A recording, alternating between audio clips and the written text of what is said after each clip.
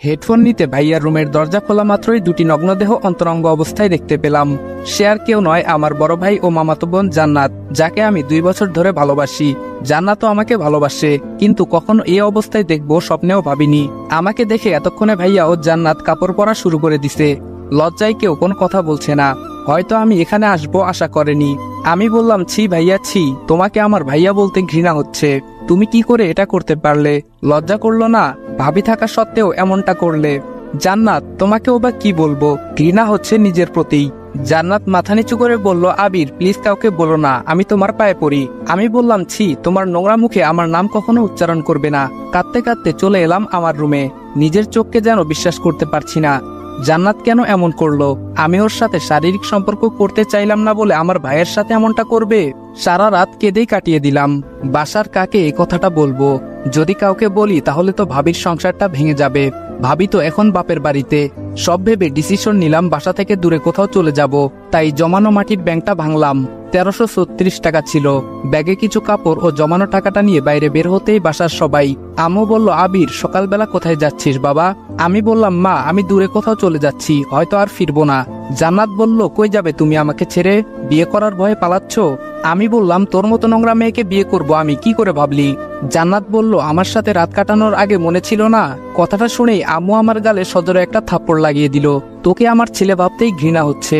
এদিকে ভাইয়া এসে আমাকে ইচ্ছামতো লাঠি দিয়ে পিটাচ্ছে। ব্যথায় আমি চিৎকার করতে লাগলাম। এমন সময় ভাবি তাদের বাসা থেকে চলে আসে। আমায় এমন ভাবে মারতে দেখে এগিয়ে আসলো ভাইয়াকে আটকাতে। চোখ দিয়ে অঝরে পানি পড়ছে। নিজের ভাই তার অপরাধ ঢাকতে আমাকে এভাবে মারছে। আমাকে নিয়ে গিয়ে একটা রুমে আটকে রাখা হলো।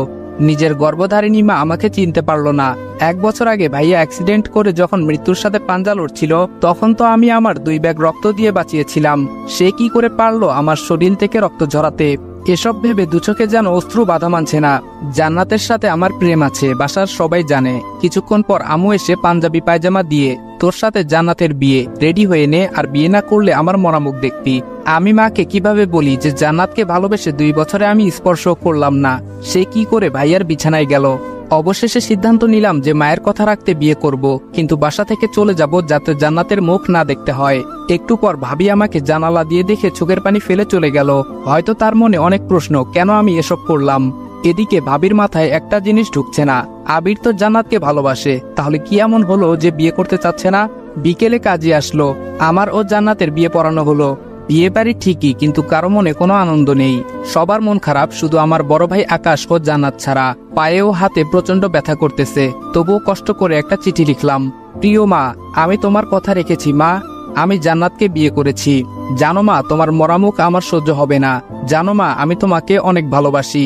আমার বাবা অনেক আগেই পরপারে চলে গেছে। জানি না সে থাকলে হয়তো আরো অনেক মারতো, কিন্তু তুমি আমাকে মারোনি মা। আমি জানি তুমি আমাকে অনেক ভালোবাসো, অনেক কষ্ট পেয়েছো জানি, কিন্তু আমি কষ্ট দিতে চাইনি। হয়তো একদিন আজকের থেকেও অনেক বেশি কষ্ট পাবে, যেদিন আমার চলে যাওয়ার কারণটা জানবে। একটা জিনিস ভেবে খুব কষ্ট পাইছি মা, তুমিও আমাকে বুঝলে না। আমি অনেক দূরে চলে গেলাম মা, নিজের খেয়াল রাখিও। ইতি, তোমার কলিজার টুকরা। বাসার দেওয়াল টপকে বাহিরে আসলাম। চলছি দূর অজানায়। সামনে রেল স্টেশন। ট্রেন আসার আওয়াজ পেয়ে স্টেশনে এসে ট্রেনে উঠে পড়ি। জানি না কোথায় যাব। একটা সিটে বসতেই পায়ে কি যেন লাগলো। তাকিয়ে দেখি একটা লাগেজ, কিন্তু লাগেজটা কার? এই সিটে তো কেউ ছিল না। জানালা দিয়ে সবুজ প্রকৃতি দেখছি। পরের স্টেশন আসতে আশেপাশের সবাই সিট থেকে নেমে গেল, কিন্তু কেউ লাগেজটা নিল না। মনে হয় কেউ ছেড়ে গেছে। লাগেজটা খুলতেই অবাক হয়ে যাই। লাগেজটা টাকা দিয়ে ভর্তি, কিন্তু এগুলো কার টাকা? দেখি তো লাগেজে কোনো কার্ড বা ঠিকানা আছে কিনা। একটা কাগজ দেখতে পেলাম, সেখানে লেখা, হ্যাঁ তোমাকেই বলছি, সন্ত্রাসীরা আমার পিছু নিয়েছে। জানি হয়তো আমাকে মেরে ফেলবে। প্লিজ টাকাগুলো আমার বাসায় পৌঁছে দিও, নয়তো আমার পরিবার রাস্তায় বসবে। লেখাগুলোর নিচে ঠিকানা দেওয়া। এখন কি করব বুঝতেছি না। এতগুলো টাকাগুলো নিয়ে ঢাকায় চলে আসি। আম্মুর জন্য মনটা কাঁদছে। জানি না আমাকে না পেয়ে আম্মু এখন কি করছে। কাগজে লেখা ওই ঠিকানায় সিএনজি করে যাচ্ছি, আর মনে পড়ছে আম্মুকে। সামনে একটা কার ও পিকআপ মারাত্মক অ্যাক্সিডেন্ট হয়। রক্তাক্ত হয়ে গাড়িতে একজন লোক পড়ে আছে, কিন্তু কেউ এগিয়ে আসছে না। সিএনজিটিকে থামিয়ে দৌড়ে গাড়িটির কাছে গিয়ে লোকটিকে বের করলাম। অনেক জায়গায় আঘাত পেয়েছে, মাথা ফেটে গেছে, পায়েও ক্ষতের সৃষ্টি হয়েছে, রক্ত বের হচ্ছে অনেক। আমি সিএনজি চালক ভাইকে বললাম, ভাইয়া একটু এদিকে আসেন, লোকটিকে হাসপাতালে নিতে হবে, বেশিক্ষণ এভাবে থাকলে লোকটি মারা যাবে। সিএনজি চালক ভাই বলল, ভাই ছাড়ুন তো এসব, আমার আবার আপনাকে নামিয়ে অন্য প্যাসেঞ্জার নিতে হবে, এসব পুলিশ দেখবে, আপনি গাড়িতে উঠুন। আমি বললাম, আপনাকে ডাবল ভাড়া দিব, লোকটিকে নিয়ে আগে হাসপাতালে চলুন। এদিকে লোকটির অবস্থা আরো খারাপ হতে লাগলো। তাড়াতাড়ি সামনের একটা হাসপাতালে নিয়ে আসলাম। ডক্টর লোকটিকে কেবিনে নিয়ে আমাকে বলল, পেশেন্টের অবস্থা খুবই খারাপ, ইমার্জেন্সি অপারেশন করতে হবে, আপনি ওনার কি হন? আমি বললাম, ছেলে। ডক্টর বলল, এখনই ক্যাশ কাউন্টারে 5 লাখ টাকা জমা দিন, আমরা অপারেশন শুরু করে দিচ্ছি, নয়তো ওনাকে বাঁচানো সম্ভব হবে না। আমি বললাম, ওকে ডক্টর, আমি টাকা জমা দিচ্ছি, আপনি অপারেশন শুরু করে দেন। কি করব ভাবছি, আমার কাছে তো 500 টাকাও নাই, এই টাকাগুলো তো আমার না, সবার আগে জীবন বাঁচানো ফরজ, তাই আর কোনো কিছু না ভেবে টাকা জমা দিলাম। লোকটিকে অপারেশন থিয়েটারে নিল। একটু পর নার্স এসে একটা ফোন হাতে ধরিয়ে দিল। নার্স বলল, এই ফোনটা পেশেন্টের কাছে ছিল, আর জরুরি 2 ব্যাগ ও নেগেটিভ রক্তের ব্যবস্থা করুন। আমি বললাম, আমি দিব রক্ত, আমার রক্তের গ্রুপ ও নেগেটিভ। ডক্টর বলল, আপনি তো 1 ব্যাগ দিতে পারবেন, আর 1 ব্যাগ? আমি বললাম, ডক্টর আমার শরীর থেকেই 2 ব্যাগ নিন প্লিজ, তাছাড়া আমি এখন রক্ত কই পাবো, আমার শরীর থেকে নিন প্লিজ। ডক্টর বলল, না এটা কি করে হয়। আমি অনেক রিকোয়েস্ট করার পর নিল। কিছুক্ষণ পর রিংটং বেজে উঠল। লোকটির ফোনে ফোন দিচ্ছে, রিসিভ করে সালাম দিলাম। অপর সাইড থেকে বলল, কে আপনি? আমার আব্বুর ফোন আপনার কাছে কেন? আমি বললাম, আপনার বাবা অ্যাক্সিডেন্ট করেছেন, হাসপাতালে চলে আসেন। কিছুক্ষণ পর মেয়েটি ও তার মা চলে আসলো। মেয়েটি দেখতে অপসরীর মতো। মেয়েটি বলল, আপনি ফোন রিসিভ করেছিলেন তাই না? আমি বললাম, হ্যাঁ। মেয়েটির মা বলল, ওনাকে এই হসপিটালে কে এনেছে? আমি বললাম, আমি নিয়ে এসেছি। মেয়েটি বলল, এই ফালতু মার্কা হসপিটালে ভর্তি করতে কে বলেছে আপনাকে? বলেই গালের মধ্যে কষে একটা থাপ্পড় লাগিয়ে দিল। এমন সময় নার্স বেরিয়ে এসে বলল, তাড়াতাড়ি এই মেডিসিনগুলো নিয়ে আসুন।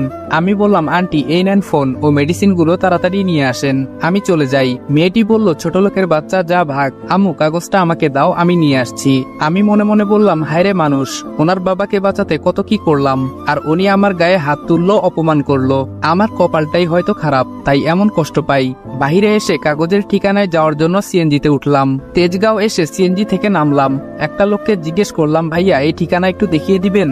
লোকটি বলল, সামনে গিয়ে ডানে যাবেন, আশেপাশে খুঁজে দেখবেন, পেয়ে যাবেন। অবশেষে বাসা খুঁজে পেলাম। কিন্তু এটা কি বাসা নাকি রাজপ্রাসাদ? অনেক সুন্দর ফুলের গাছও লাগানো।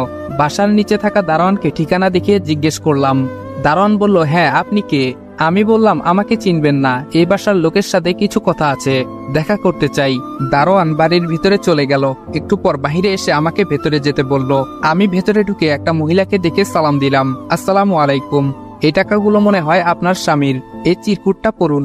পকেটে হাত দিয়ে খুঁজে পেলাম না, মনে হয় হারিয়ে ফেলেছি। আমি বললাম, কই গেল? পকেটেই তো ছিল। মহিলাটি বলল, কি হলো, বিড়বিড় করছেন, কিসের টাকা, কই দেখি। আমি বললাম, লাগেজের চেনটা খুলে দেখুন। আন্টি বলল, ইমির বাবা তো এই টাকা নিয়ে আসার কথা, উনি কই? আমি বললাম, আমি জানি না, আমাকে কথা বলতে না দিয়ে তুমি আমার বাবাকে খুন করনি তো? কই সব দারোয়ান? সবাই এসে আমাকে বেঁধে ফেলে ও মারধর করতে শুরু করে। টাকা গোনার পর এখানে তো 95 লাখ টাকা, বাকি 5 লাখ টাকা কোথায়? মেয়েটি বলল, আম্মু পুলিশকে ফোন দাও। একটু পর পুলিশ এসে নিয়ে গেল। আমাকে রিমান্ডে নেওয়া হয়েছে, তাই ইচ্ছা মতো 3rd ডিগ্রি দিচ্ছে। অপরদিকে ডাক্তার বলল, পেশেন্ট আউট অফ ডেঞ্জার, আপনার ছেলে ঠিক সময় মতো না নিয়ে আসলে হয়তো পেশেন্ট সারা জীবনের জন্য পঙ্গু হয়ে যেতেন। মহিলাটি বলল, কি আমার ছেলে মানে? আমার তো কোনো ছেলেই নেই। ডক্টর বলল, তাহলে ওই ছেলেটা কে ছিল? মহিলাটি বলল, চিনি না তো। নার্স বলল, ও এই জন্যই বুঝি আপনার মেয়ে ছেলেটিকে থাপ্পড় মারলো। গুড, হয়তো আপনারা বড় লোক, পোশাক আশাকে বলে দিচ্ছে, কিন্তু আপনাকে ছোট লোক বলতেও ঘৃণা হচ্ছে। মা ও মেয়ে কথাগুলো শুনে অবাক হয়ে গেছে। নার্স বলল, আপনি কি জানেন ছেলেটি চিকিৎসার জন্য 5 লক্ষ টাকা জমা দিয়েছে? টাকাটা জমা না দিলে হয়তো এখন পর্যন্ত আপনার স্বামী বেঁচে থাকতো না। মা ও মেয়ে নিশ্চুপ। নার্স বলল, নিজের শরীর থেকে 2 ব্যাগ রক্ত দিয়েছে, যা হয়তো আপনার নিজের ছেলে হলে করতো কিনা সন্দেহ। এখন রোগীর কাছে যাওয়া যাবে না। ডক্টর ও নার্স চলে যায়। এদিকে মেয়েটি মনে অনেক কষ্ট পায়। মেয়েটি তার আম্মুকে বলে, আম্মু আমি এটা কি করলাম? এই কাজের জন্য আমায় আল্লাহ হয়তো ক্ষমা করবে না। মহিলাটি বলল, কাঁদিস না মা, কখনো যদি দেখা হয়ে যায় ক্ষমা চেয়ে নিস। তবুও মেয়েটি তার অন্যায় বুঝতে পেরে চোখের পানি ঝরাচ্ছে। অন্যদিকে আমাকে পুলিশ অনেক মারে, এদিকে আমি কাগজটাও হারিয়ে ফেলেছি। আমাকে এত মারার পরও আমি ব্যথায় চিৎকার করতেছি না। এই ব্যথা তো ক্ষণিকের, তার থেকেও অনেক বড় ব্যথা আমার মনে। অপরদিকে আমান সাহেব বাসায় ফিরে আসে আর জানতে পারে কেউ একজন টাকা নিয়ে আসে, আর 5 লক্ষ টাকা কম থাকায় তাকে তারা পুলিশে দিয়ে দেয়। আমান সাহেব খুব ভালো মানুষ। তিনি বললেন, এমনও তো হতে পারে ছেলেটি বিপদে পড়ে 5 লাখ টাকা কোথাও নষ্ট করেছে। তার যদি টাকারই লোভ থাকতো তাহলে এতগুলো টাকা তো আর ফেরত দিত না। যাই গিয়ে ছেলেটাকে পুলিশের হাত থেকে ছাড়িয়ে আনি। আমান সাহেব থানায় গিয়ে আবিরকে ছাড়িয়ে নেয়। বাবা, তোমার নাম কি? আমি বললাম আবির। আমান সাহেব বলল, আমার জন্য তোমার কি অবস্থা করেছে পুলিশ। বাবা, আমাকে মাফ করে দিও। আমি বললাম, না আঙ্কেল, আপনি কেন মাফ চাচ্ছেন? আমি আপনার 5 লাখ টাকা দিয়ে একটা অ্যাক্সিডেন্ট হওয়া ব্যক্তিকে চিকিৎসা করিয়েছি। চিন্তা করবেন না আঙ্কেল, আমি আপনার টাকা শোধ করে দিব। আমান সাহেব বললেন, না বাবা, লাগবে না। আর তুমি তো টাকাটা নাওনি, একজনকে সাহায্য করেছো। আমি বললাম, না আঙ্কেল, আমি কারো কাছ থেকে ঋণী থাকতে চাই না। আমার চাকরি হয়ে গেলে আপনার টাকা পরিশোধ করে দিব। আমান সাহেব বললেন, তো কি চাকরি করবা? আমি বললাম, দেখি কি চাকরি করা যায়। আর আমি সবে মাত্র ইন্টার পরীক্ষা দিয়েছি, এখনো রেজাল্ট হয়নি। তবে আঙ্কেল, আমি কার চালাতে পারি। আমান সাহেব বলল, ও তাহলে আমার বাসার ড্রাইভার হয়ে যাও, মাসিক 25,000 টাকা করে বেতন পাবা। আমি বললাম, ধন্যবাদ আঙ্কেল, আপনি আমার অনেক উপকার করলেন। আঙ্কেল ওনার বাসায় নিয়ে গেলেন। আমান সাহেবের মেয়ে অনন্যা বলল, বাবা, তুমি ওই চোরটাকে বাসায় নিয়ে আসলে কেন? আমান সাহেব বলল, না মামুনি, আবির চোর নয়, ও একটা লোককে বাঁচাতে টাকাটা ডক্টরকে দিয়েছে। অনন্যা বলল, ছোট লোকটা বানিয়ে বলল, আর বিশ্বাস করলে বাবা? আমান সাহেব আমাকে বললেন, বাবা তুমি ওই রুমে যাও, এখন থেকে ওখানেই থাকবে। অনন্যা রাগ করে চলে যায় আর মনে মনে ভাবে, আমাদের বাসায় থাকবে মনু, বুঝাবো মজা কাকে বলে। এদিকে আমি গিয়ে নিজের রুমটা গুছিয়ে নিলাম আর বিছানায় শুয়ে শুয়ে বাসার সবার কথা ভাবতে ভাবতে ঘুমিয়ে গেলাম। মাঝরাতে আমার শরীরে প্রচন্ড জ্বর আসে, আমি কাঁপতে কাঁপতে ফ্লোরে পড়ে যাই। পরের দিন সকালে কাজের লোক নাস্তা দিতে এসে দেখে আমি ফ্লোরে পড়ে আছি। কাজের লোক বলল, সাহেব, ছেলেটা ফ্লোরে পড়ে গুঙ্গাচ্ছে, মনে হয় অসুস্থ হয়ে গেছে। আঙ্কেল এসে আমাকে তাড়াতাড়ি হসপিটালে নিয়ে গেলেন। কিছুক্ষণ পর ডক্টর আঙ্কেলকে বলল, ওনার শরীরে তো অনেক ক্ষত, তাই ব্যথায় শরীরে জ্বর আসে, কিছুদিন রেস্ট ও ওষুধ ঠিকভাবে খেলে সুস্থ হয়ে যাবে। আপনারা চাইলে কালকেই বাসায় নিয়ে যেতে পারবেন। পরের দিন আমায় বাসায় নিয়ে আসলেন। বাসার ভিতরে যেতেই লক্ষ্য করলাম সেদিনের ওই মেয়েটি, যার বাবাকে মেডিকেলে ভর্তি করেছি, আমাকে দেখেই দৌড়ে আসে। মেয়েটি আমার কাছে এসে আমার পায়ে ধরে বলল, আমাকে মাফ করে দাও, আমি সেদিন বুঝতে পারিনি। আমি বললাম, এই কি করছেন, ছাড়ুন আমাকে। মেয়েটি বলল, না ছাড়বো না, আগে বলো মাফ করেছো। আমি বললাম, আরে আমি সেদিন কিছুই মনে করিনি। আপনার বাবা এখন কেমন আছে? মেয়েটি বলল, আলহামদুলিল্লাহ ভালো, এখন অনেকটাই সুস্থ। ডক্টর বলেছে আগামীকালকে বাসায় নিয়ে যেতে পারবো। আমি বললাম, ও আল্লাহ তাআলাকে অশেষ ধন্যবাদ। মেয়েটি বলল, কিন্তু আপনার এই অবস্থা কেন, কই থেকে আসলেন? আঙ্কেল বলল, মামনি, আবিরকে ডক্টর রেস্ট নিতে বলেছে, তোমরা পরে কথা বলিও। আঙ্কেল আমাকে আমার রুমে দিয়ে আসলো। অনন্যা বলল, কিরে লাকি, তুই ছোট লোক ছেলেটার পায়ে পড়ে ক্ষমা চাইলি? আমি তো আমার নিজের চোখকে বিশ্বাস করতে পারছি না। লাকি বলল, তুই তো জানিস আমার বাবা অ্যাক্সিডেন্ট করে এখন হাসপাতালে। অনন্যা বলল, আঙ্কেল কেমন আছে এখন? লাকি বলল, ভালো আছে এখন, আজকে হসপিটাল থেকে রিলিজ দিবে। অনন্যা বলল, কিন্তু আঙ্কেলের অ্যাক্সিডেন্টের সাথে চোরটার কি সম্পর্ক? লাকি বলল, তুই যাকে চোর ছোট লোক বলছিস সেই আমার বাবাকে বাঁচিয়েছে। অনন্যা বলল, ও। লাকি বলল, জানিস সেদিন যদি ঠিক সময় মতো হাসপাতালে না যেত আর নিজের রক্ত ও 5 লাখ টাকা না দিত, তাহলে হয়তো আজকে আমি এতিম হয়ে যেতাম। লাকির চোখে পানি ছলছল করছে। আঙ্কেল আবিরকে তার রুমে দিয়ে এসে তার রুমে যেতে লাকির কথাগুলো শুনতে পায়। আঙ্কেল বলেন, তাহলে আবির রহমান সাহেবের জীবন বাঁচিয়েছে? লাকি বলে, হুম আঙ্কেল। আঙ্কেল বলল, আচ্ছা মামুনি, তোমরা কথা বলো, আমি যাই, একটু কাজ আছে। অনন্যা বলল, তাহলে ছোট লোকটা আমাদের 5 লাখ টাকা দিয়ে আঙ্কেলের চিকিৎসা করিয়েছে। লাকি বলল, তোদের মানে?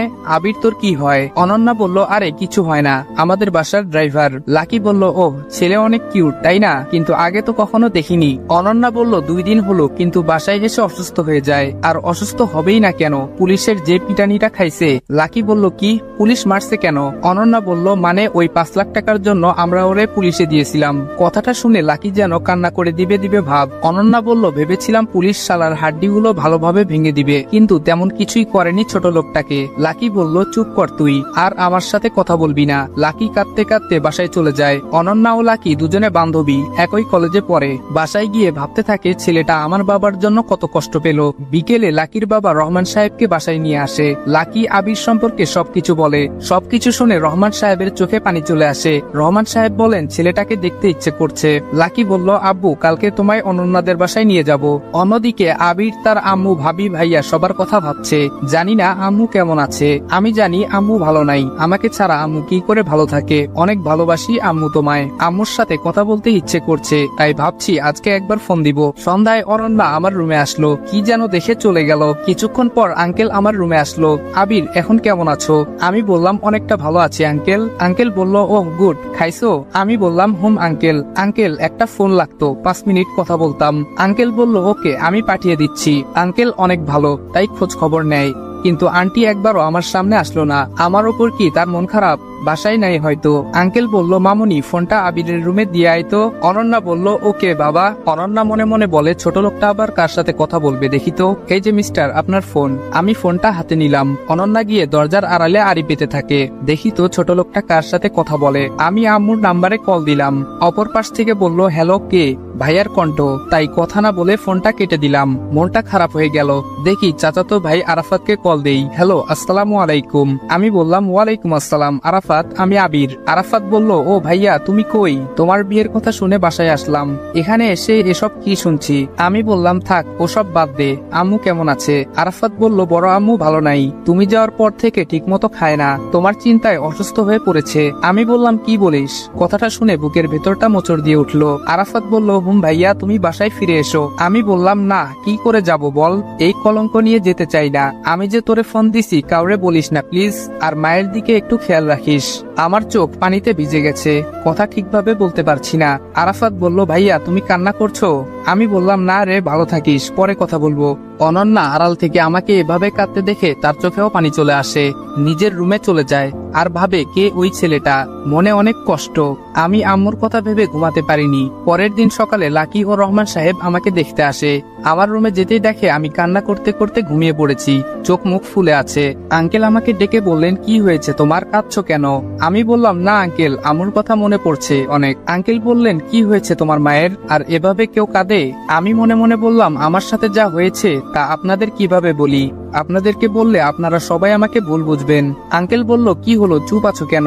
আমি বললাম, কি বলবো? সবাই বলল, আমরা তোমাকে যা বলেছি তার উত্তর দাও। মনে মনে বললাম, কিভাবে বলবো? তাদেরকে সত্যি কথা বলবো নাকি মিথ্যা কথা বলবো বুঝতে পারছি না। নিজেকে সামলে নিয়ে বললাম, আসলে পরীক্ষায় খারাপ করায় আম্মু বড় ভাই আমাকে অনেক মারে এবং বকা দেয়, যে কারণে আমি বাসা থেকে এসে পড়েছি। অনন্যা বলল, তুমি মিথ্যা বলছো কেন? তার কথায় আমি কিছুটা ঘাবড়ে গেলাম, তবুও বললাম, কই মিথ্যা বললাম? অনন্যা বলল, তোতলাচ্ছ কেন? আমি কিছু না বলে নিচের দিকে তাকিয়ে ভাবতে থাকলাম। অনন্যা বলল, উত্তর দাও না কেন? কালকে রাত্রে কার সাথে কথা বলেছিলে? কিশোরই বা অপবাদ নিয়ে বাড়ি থেকে বের হয়েছো? আমি অনন্যার দিকে জিজ্ঞাসু দৃষ্টিতে তাকাই আর ভাবতে থাকি, সে কিভাবে জানলো। মনে মনে ভাবলাম, না, ওদের মিথ্যা বললে হবে না, সত্যটা বলতে হবে। আমি না হয় এদের সাথে আমার সাথে ঘটে যাওয়া ঘটনাটা শেয়ার করি, আর নিজের কষ্টের কথা অন্যকে বললে নিজেকে একটু হালকা মনে হয়। তাই আমি ওদের সবকিছু বললাম, বাসা থেকে শুরু করে এখানে আসা পর্যন্ত। বলার পর খেয়াল করলাম উনাদের চোখে পানি, তাই আমি আবারও নিচের দিকে তাকালাম। আঙ্কেল বলল, সকলে নিচে চলো। আবির, তুমি ফ্রেশ হয়ে নিচে আসো নাস্তা করতে। তারপর সকলে নিচে চলে গেল আর আমিও আঙ্কেলের কথা মতো নিচে নাস্তা করতে আসলাম। এসে দেখি তারা আমার জন্য না খেয়ে ওয়েট করতেছে। আমি আসতেই আঙ্কেল বসতে বললেন। আমি মাথা নাড়িয়ে বসে খেতে লাগলাম। খাওয়ার মাঝে কেউ কোনো কথা বলেনি। আমি খেয়ে আমার রুমে চলে আসলাম। মায়ের কথা মনে পড়তে আবার চোখটা ভিজে উঠল। এমন সময় খেয়াল করলাম আমার রুমে কেউ একজন আসলো। আমি চোখ মোছার বৃথা চেষ্টা করলাম। অনন্যা বলল, আবারও কান্না করছো কেন? আমি বললাম, মায়ের কথা মনে পড়ছিল। আচ্ছা বাদ দাও। অনন্যা বলল, শুনো, আমি তোমার সাথে যা করেছি তার জন্য সরি। আমি বললাম, আমি কিছু মনে করিনি। তার কিছুক্ষণ পরে লাকিও আমার রুমে আসলো। তাদের সাথে গল্প করতে করতে 12টা বেজে গেছে, তাই তারা চলে গেল আর আমি গোসল করলাম। তার কিছুক্ষণ পরে আজান দিল, আমি নামাজ শেষ করলাম। তখন একজন এসে বলল, আঙ্কেল নিচে খেতে ডাকছেন। আমি নিচে চলে গেলাম। আমাকে বসতে বলায় আমি বসে পড়লাম এবং লাঞ্চ করলাম। তারপর আমি আমার রুমে এসে পড়লাম। অপরদিকে লাকিরা চলে গেল। শরীরটা খারাপ থাকায় আমি ঘুমিয়ে পড়লাম। বিকেলে ঘুম ভাঙার কিছুক্ষণ পর অনন্যা আসলো। অনন্যা বলল, তোমার শরীর কেমন লাগছে? আমি বললাম, এই তো ভালোই। অনন্যা বলল, আচ্ছা ছাদে চলো। ছাদে যাই, তাহলে আরো ভালো লাগবে। আমি বললাম, আচ্ছা চলো। আমি আর অনন্যা ছাদে গেলাম। ছাদ দেখে আমি অবাক। ছোট একটা বাগান বললেও ভুল হবে না। আমার কিছু প্রিয় ফুলও আছে এখানে। মাঝে একটা দোলনা এবং একপাশে একটা বসার স্থান আছে। অনন্যা বলল, চলো আমরা ওখানে গিয়ে বসে কথা বলি। আমি বললাম, আমি আর অনন্যা কথা বলছি। পরন্ত বিকেলটা ভালোই লাগছে, তবুও কেমন যেন একটা শূন্যতা অনুভব করলাম। কথায় আছে, স্মৃতি মানুষকে কুড়ে খায়। আগে বিকেলে সন্ধ্যায় কত ছাদে উঠেছি। অনন্যা বলল, কি ভাবছো? কথা ঘুরিয়ে বললাম, দেখো সূর্যটা কত সুন্দর লাগছে। অনন্যার সাথে আরো কিছুক্ষণ গল্প করলাম। তখন অনন্যা বলল, নিচে চলো, সন্ধ্যা হয়ে গেছে। দেখতে দেখতে এক সপ্তাহ চলে গেল। এই কয়দিনে আমি অনেকটা সুস্থ হয়ে গেলাম এবং অনন্যার সাথে অনেকটা ফ্রি হয়ে গেছি। এক সপ্তাহ পরে আঙ্কেল বলল, তোমাকে অনন্যার সাথে একই কলেজে ভর্তি করে দিব। আর তোমার ভালো ড্রেস নেই, তাই অনন্যার সাথে আজকে শপিং এ যাবে। আমি মাথা নাড়িয়ে হ্যাঁ জানালাম। অনন্যা বলল, চলো এখনই যাই। আমি বললাম, আচ্ছা। তারপর আমি আর অনন্যা গাড়ির কাছে গেলাম। আমি যেহেতু ড্রাইভিং পারি, তাই অন্য কোনো ড্রাইভার নিতে হলো না। আমি আর অনন্যা মার্কেটে গেলাম। অনন্যার পছন্দ মতো ড্রেস কিনলাম। কেনার শেষে অনন্যা আমাকে একটা মোবাইলের দোকানে নিয়ে গেল আর আমার জন্য একটা মোবাইল কিনলো। মার্কেট করতে করতে দুপুর হয়ে গেল, তাই আমরা একটা রেস্টুরেন্টে গেলাম আর অনন্যাই অর্ডার দিল, তাই দুপুরে খেয়ে বাসায় চলে গেলাম।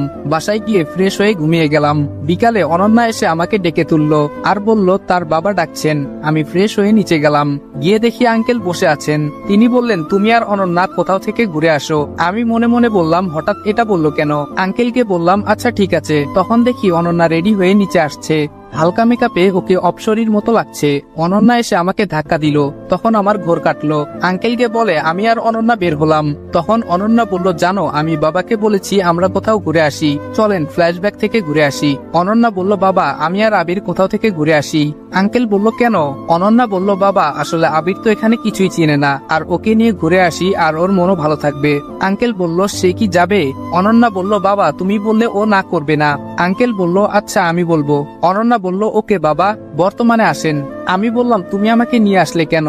অনন্যা বলল, এমনি আনছি। আমরা কথা বলতে বলতে গাড়ির কাছে আসলাম, কিন্তু অনন্যা বলল আমি রিক্সাতে যাব। আমি কিছু না বলে ওর কথা মতো রিক্সা খুঁজলাম। রিক্সা আসলে অনন্যা একটা ঠিকানা বলল। রিক্সা সেখানে নিয়ে গেল। যাওয়ার সময় আমি ওর কাছ থেকে একটু দূরে সরে বসলাম। তখনই অনন্যা বলল, এত দূরে বসেছো কেন? পড়ে যাবে তো।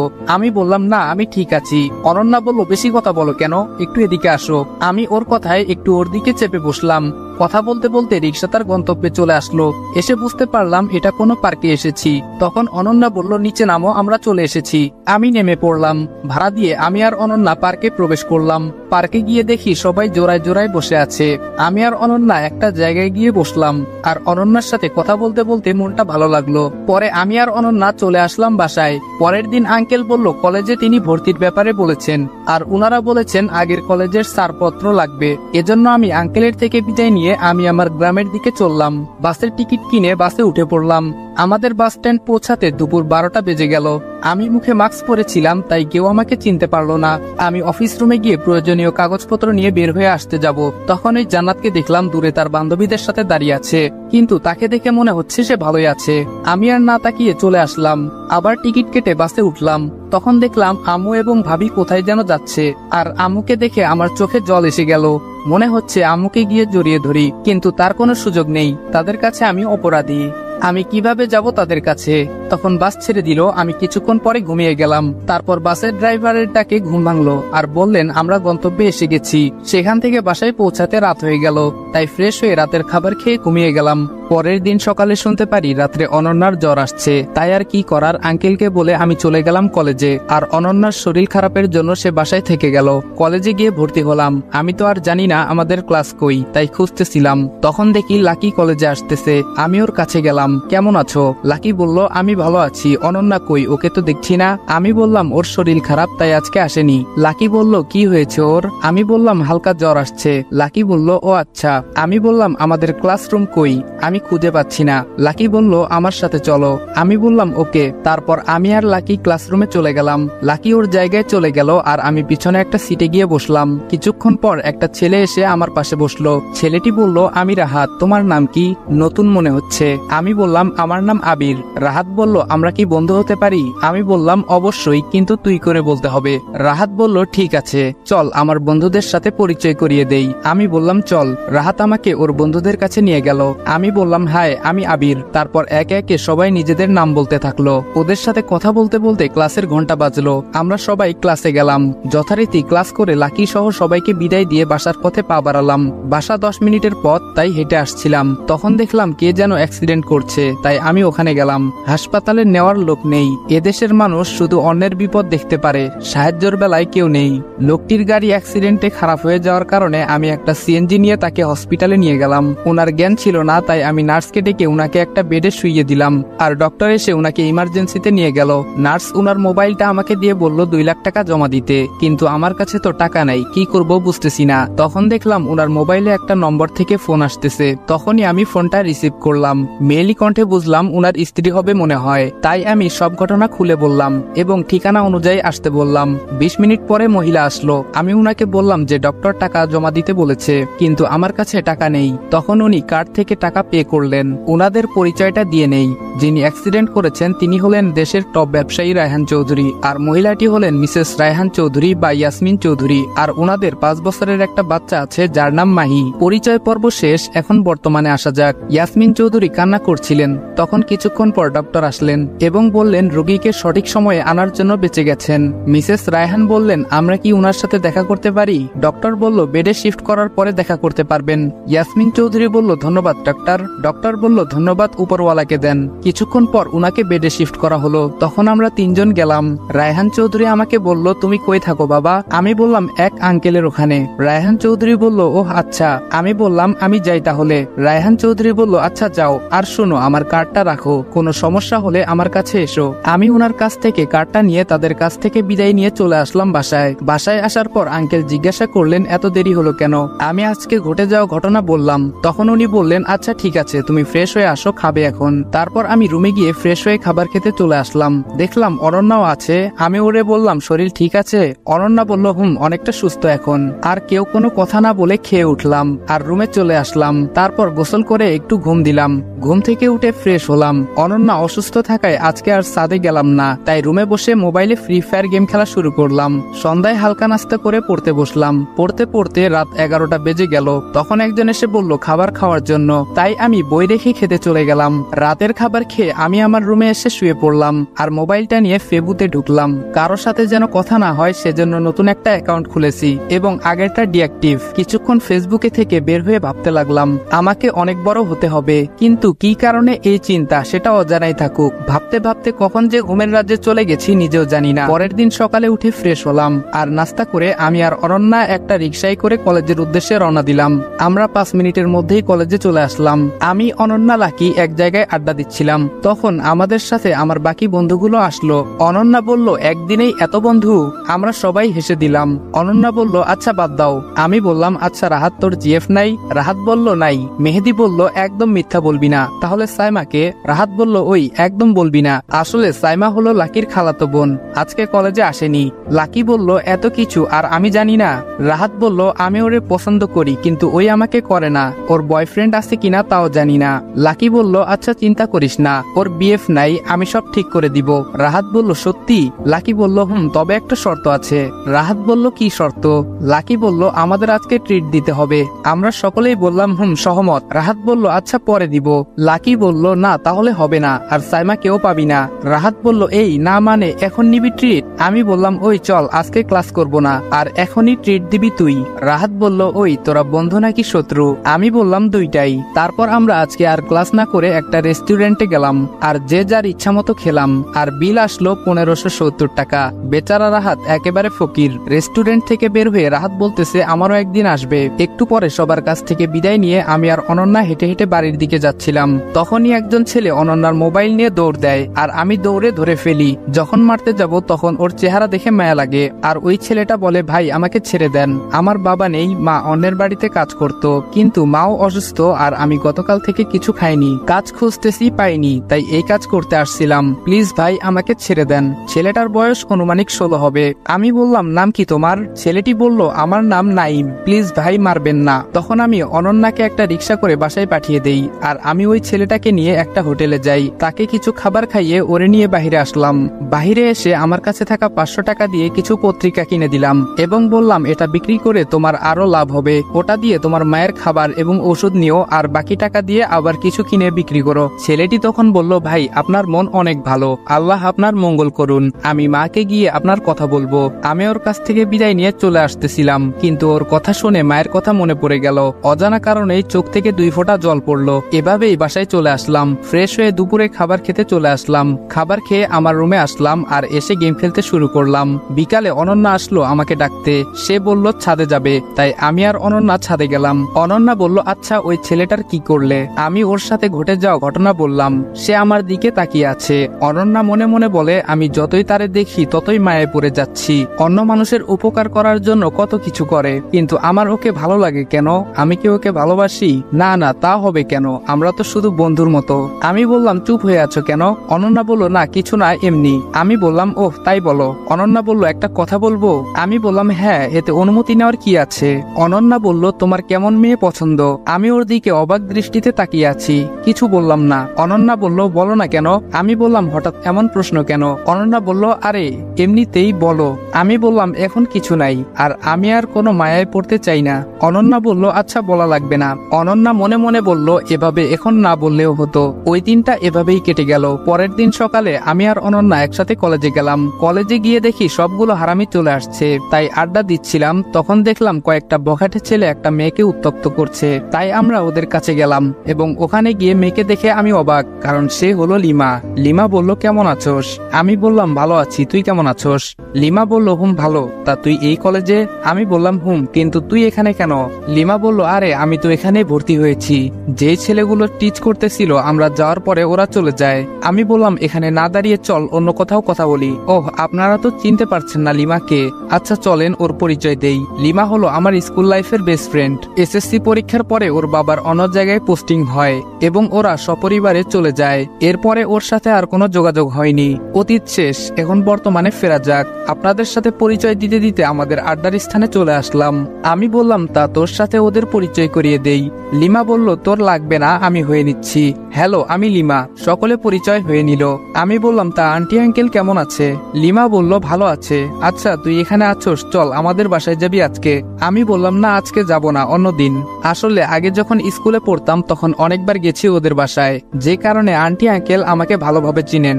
লিমা বলল আচ্ছা ঠিক আছে। তখন ঘন্টা বাজলো আর আমরা ক্লাসে গেলাম। তবে খেয়াল করলাম মেহেদি লিমার দিকে তাকিয়ে আছে, আর আমি চুপি চুপি ওরে বললাম কি দেখোস? মেহেদি বলল মামা ক্রাশ নামক বাস খাইছি। আমি ওর কথা শুনে হেসে ফেললাম। যথারীতি ক্লাস করে বের হয়ে এলাম। ওহ আপনাদের তো বলাই হয় নাই, রাহাত আর সামিয়ার হয়ে গেছে, আই মিন রিলেশন। তো রাহাত আর সামিয়া পিছনে কথা বলতে বলতে আসতেছে, চলেন ওরা কি বলে শুনে আসি। না থাক, অনের কথা শোনা ঠিক না। এদিকে আমরা যে যার মতো বাসায় চলে আসলাম। এসে ফ্রেশ হয়ে খেতে বসলাম। তখন শুনলাম অনন্যার খালাতো বোন নাকি আসবে আজকে, তাই তাকে আনতে যেতে হবে। সেজন্য আমি আর অনন্যা রেডি হয়ে তাকে আনতে গেলাম বাস স্ট্যান্ডে।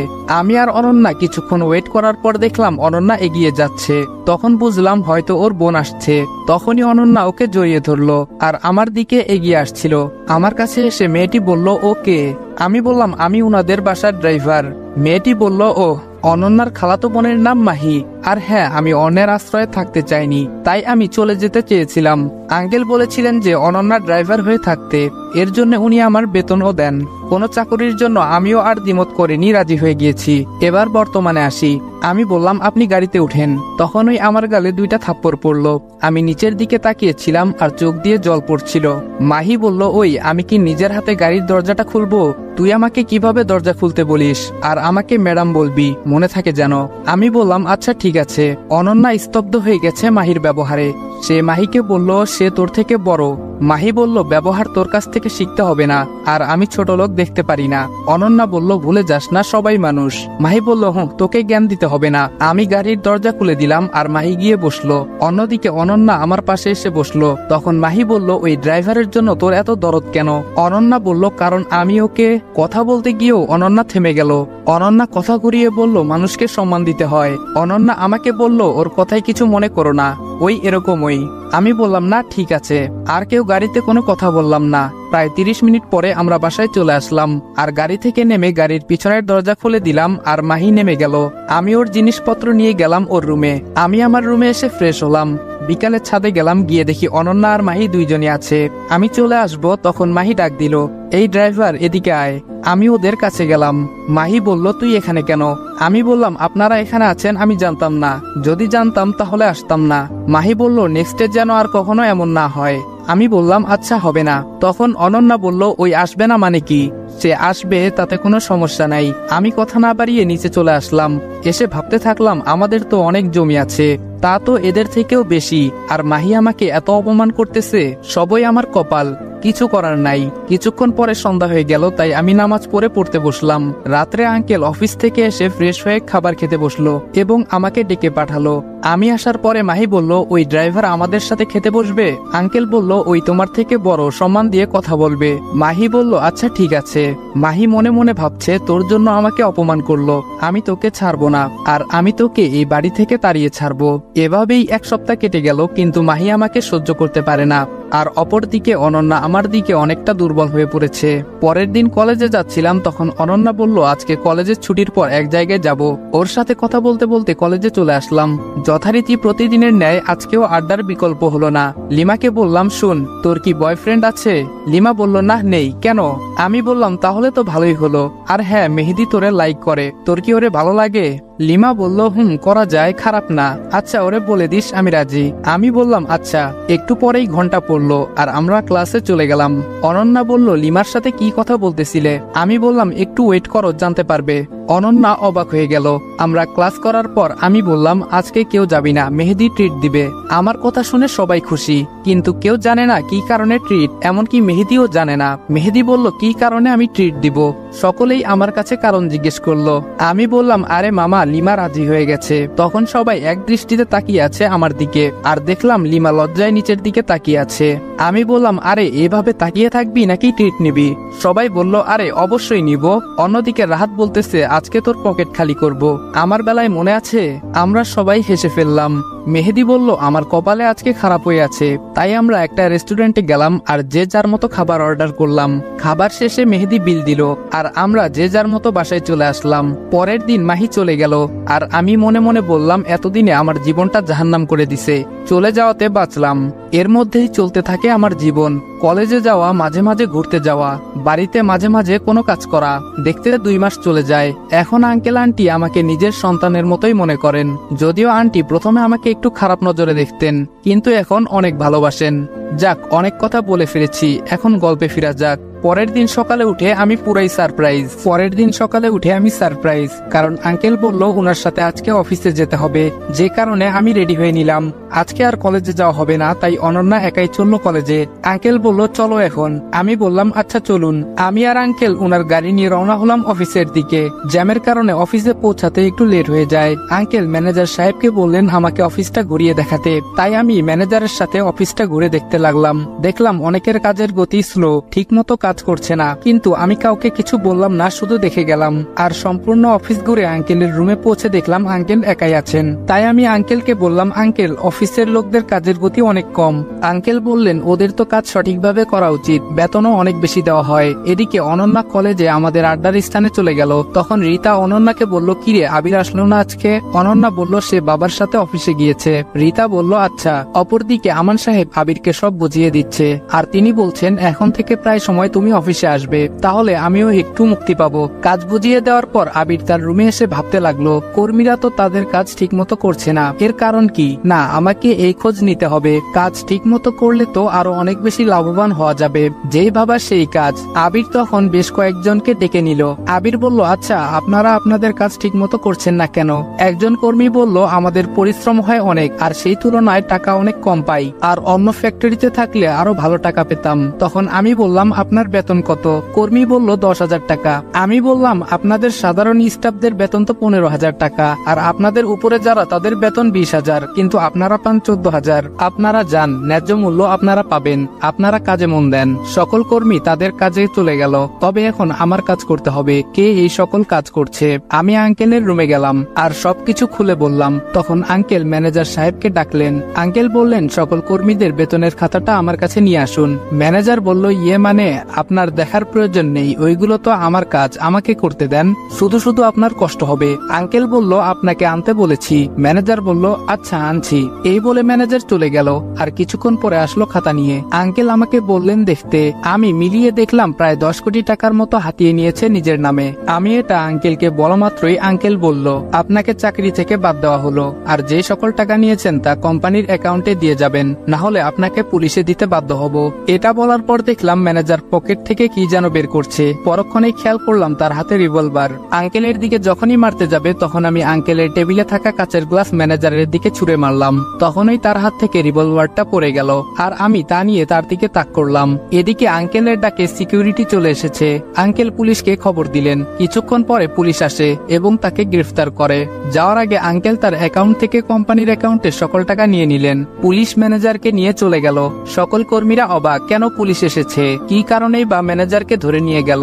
আমি গিয়ে সকলের উদ্দেশ্যে বললাম, আপনাদের যেই ম্যানেজার ছিল সে আপনাদের টাকা থেকে কেটে তার অ্যাকাউন্টে জমা করত, তাই তাকে ধরে নিয়ে গেছে। শুনেন, সকল স্টাফদের বেতন 15,000 টাকা, আর তাদের উপরে যারা আছেন তাদের বেতন 20,000 টাকা। এই কথা শুনে সকল স্টাফ আনন্দে মেতে উঠল। আমি আরো বললাম, এখন থেকে যদি ভালো মতো কাজ করেন তাহলে আপনাদের বেতন আরো বাড়ানো হবে। সবাই বলল, এখন থেকে আমরা আমাদের সর্বোচ্চ দিয়ে কাজ করব। আমি বললাম, তাহলে যে যার মতো কাজে চলে যান। তখন সবাই যে যার মতো কাজ করতে লাগলো। সেদিনের মতো আমি আর আঙ্কেল বাসায় চলে আসলাম। আসতে রাত হলো, তাই আমি আর আঙ্কেল ফ্রেশ হয়ে রাতের খাবার খাওয়ার জন্য খাবার টেবিলে গেলাম। আঙ্কেল বলল, এখন তো নতুন ম্যানেজার লাগবে। আমি বললাম, হুম। আন্টি এবং অনন্যা বলল, নতুন ম্যানেজার লাগবে মানে? আগের জন কই গেল? তখন আঙ্কেল সব খুলে বলল।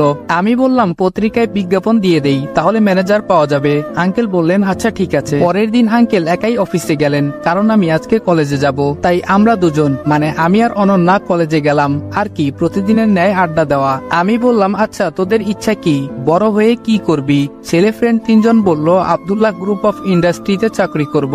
আরেকজন বলল, আমার বাবার ব্যবসা করব। আর মেয়েগুলার কথা কি বলবো, ওরা স্বামীটা বসে বসে খাবে। মজা করে বললাম, আপনাদের তো বলাই হয়নি, রাহাত আর মেহেদি দুজনে সাইমা আর আমার স্কুল জীবনের বেস্ট ফ্রেন্ড লামিয়ার সাথে প্রেম করছে। সেই দিনের মতো ক্লাস করে বাসায় চলে আসলাম। রাতের খাবার খেয়ে আমি মনে মনে ভাবতেছি, ভাইয়া আমার সাথে এমন কেন করলো? আমি তো তার কিছু করি নাই, যে কারণে আমাকে বাসা থেকে বের করে দিল, তাও আবার কোনো এক মিথ্যা অপবাদে। আমি কি আর কখনোই আবার আগের জায়গায় যেতে পারবো না? সারা জীবন কি এভাবেই থাকতে হবে কোনো এক মিথ্যা অপবাদ নিয়ে? এটা চিন্তা করে চোখে পানি চলে আসলো। আজকাল নিজের চোখটাও বিশ্বাসঘাতকতা করে, না চাইলেও কেন যেন চোখের পানি চলে আসে। অনেকদিন তো হলো মায়ের সম্পর্কে জানি না, তাই আমি আমার ফুফাতো ভাইকে ফোন দিলাম, আর পরক্ষণেই সে রিসিভ করলো। আমি বললাম, কেমন আছোস? হাসান বলল, ভালো আছি, কিন্তু আপনাকে তো চিনতে পারলাম না। আমি বললাম, আমি আবির। মা কেমন আছে? হাসান বলল, তেমন ভালো না, তোর কথা অনেক বলে, তবে শুন, তোর এই ব্যাপারে বাহিরের কেউ জানে না। যদি কেউ তোর কথা জিজ্ঞাসা করে তাহলে কিছু একটা বলে দেয়। এই তো সেদিন আমি তোদের বাসায় যাই, আর দেখি রায়পুরে তোর যেই খালামণি থাকতেন তারা এসেছেন। তখন তিনি তোর কথা বলেছিল। খালামণি জিজ্ঞেস করেছিল, আপু তোমার ছোট ছেলে মানে আবিরকে তো দেখছি না। তখন তোমার আম্মু বলল, ও সে তো ওর ভাইয়ের সাথে রাগ করে বাসা থেকে চলে গেছে। একদিন মারামারি করেছিল আবির, তাই ওকে ওর ভাই মারে, অনেক কথা বলে, যে কারণে বাসা থেকে চলে যায়, আর কেমন যেন বাসার আলোটা নিভে যায়। এই বলে আম্মু কান্না করে দিল, আর বলল, আবার যে কবে ফিরে আসবে আল্লাহ জানে। হাসান বলল, সেখানে থাকার কিছুক্ষণ পরে আমি চলে আসি, আর তুই বল কেমন আছোস, কোনো টাকা লাগলে বলিস। আমি মনে মনে বললাম, এই হলো বন্ধুত্ব, যেখানে সবকিছুই ক্ষুদ্র। আমি হাসানকে বললাম, আমি ভালো আছি, আর আমার টাকার কোনো প্রয়োজন নেই। হাসান বলল, আচ্ছা লাগলে বলবি। আমি বললাম, ঠিক আছে। আরো কিছুক্ষণ কথা বলে ফোনটা কেটে দিলাম। আর মায়ের কথা শুনতে ইচ্ছে করছিল, তাই মার ফোনেই ফোন দিলাম, কিন্তু ফোনটা তো বন্ধ। এখন কি করি? ও ভাবির ফোনে ফোন দিয়ে দেখি কি করা যায়। যেই বাবা সেই কাজ, তাই ভাবির ফোনে ফোন দিলাম। ফোন রিসিভ হলো। আপনারা হয়তো ভাবছেন কেন হাসানকে বললাম না মাকে ফোন দিতে, কারণ হাসান বাড়িতে নেই, তাই তার ফোন দিয়ে কথা বলতে পারিনি। গল্পে ফিরা যাক। আমি বললাম, হ্যালো কেমন আছো ভাবি? ভাবি বলল, কে? আবির। আমি ভালোই আছি, তুমি কেমন আছো? আমি বললাম, হুম ভালোই আছি। বলছি, মা কই, মার কাছে একটু দেওয়া যাবে? মার কথা শুনতে অনেক ইচ্ছে করতেছে। আর ভাইয়া কই? ভাবি বলল তোমার ভাই বাড়িতে নেই, বন্ধুদের সাথে ঘুরতে গেছে। আর হ্যাঁ, মা এখানেই আছে, কথা বলো। আম্মু বলল কে ফোন করেছে? ভাবি বলল দেখো কে ফোন করেছে। তখনই আমি বললাম কেমন আছো মা? আম্মু বলল কে? আবির। এই বলেই আম্মু কেঁদে দিল। আমি বললাম আমি। আমারও চোখে পানি চলে আসলো। আম্মু বলল বাবা, তোকে ছাড়া আমি ভালো নেই, তুই চলে আয়, না হলে তুই কই আছোস বল, আমি এসে তোকে নিয়ে আসবো। আমি বললাম না আম্মু, যে অপবাদ নিয়ে আমি এসেছি তা মিথ্যা প্রমাণ না করা পর্যন্ত আমি আসবো না। তবে চিন্তা করো না, আমি ভালো আছি অনেক। আর বেশিক্ষণ কথা বলতে পারলাম না, কারণ আর কিছুক্ষণ কথা বললে আমি নিজেকে কন্ট্রোল করতে পারতাম না। সেই দিনের মতো ঘুমিয়ে গেলাম। পরের দিন কলেজে না গিয়ে আঙ্কেলের সাথে অফিসে গেলাম। অফিসে গিয়ে আমি অবাক, কারণ আজকে সকল কর্মীরা তাদের কাজে মনোযোগী। তা দেখে আমি আর আঙ্কেল অনেক খুশি। কিন্তু এভাবে তো আর চলে না, একজন ম্যানেজার লাগবে। তাই পত্রিকায় বিজ্ঞাপন দেওয়া হলো। এ গ্রুপ অফ ইন্ডাস্ট্রি, অনন্যাদের কোম্পানির নাম। এর জন্য ম্যানেজার নিয়োগ দেওয়া হবে। আর 2 দিন পরে ইন্টারভিউ। আপনাদের কাছ থেকে 2 দিন ক্রপ করি। 2 দিন পর আঙ্কেল আমাকে ইন্টারভিউ নিতে বলে, যে কারণে আমি ইন্টারভিউ নিতে যাই। বলে রাখা ভালো, আমি এক জায়গায় গিয়েছিলাম, যে কারণে আসতে একটু লেট হয়ে যায়। আমি গিয়ে চতুর্থ ব্যক্তিকে ম্যানেজার পদ দিলাম। ওহ, আপনারা তো বুঝতে পারছেন না, চলেন ফ্ল্যাশব্যাকে যাই।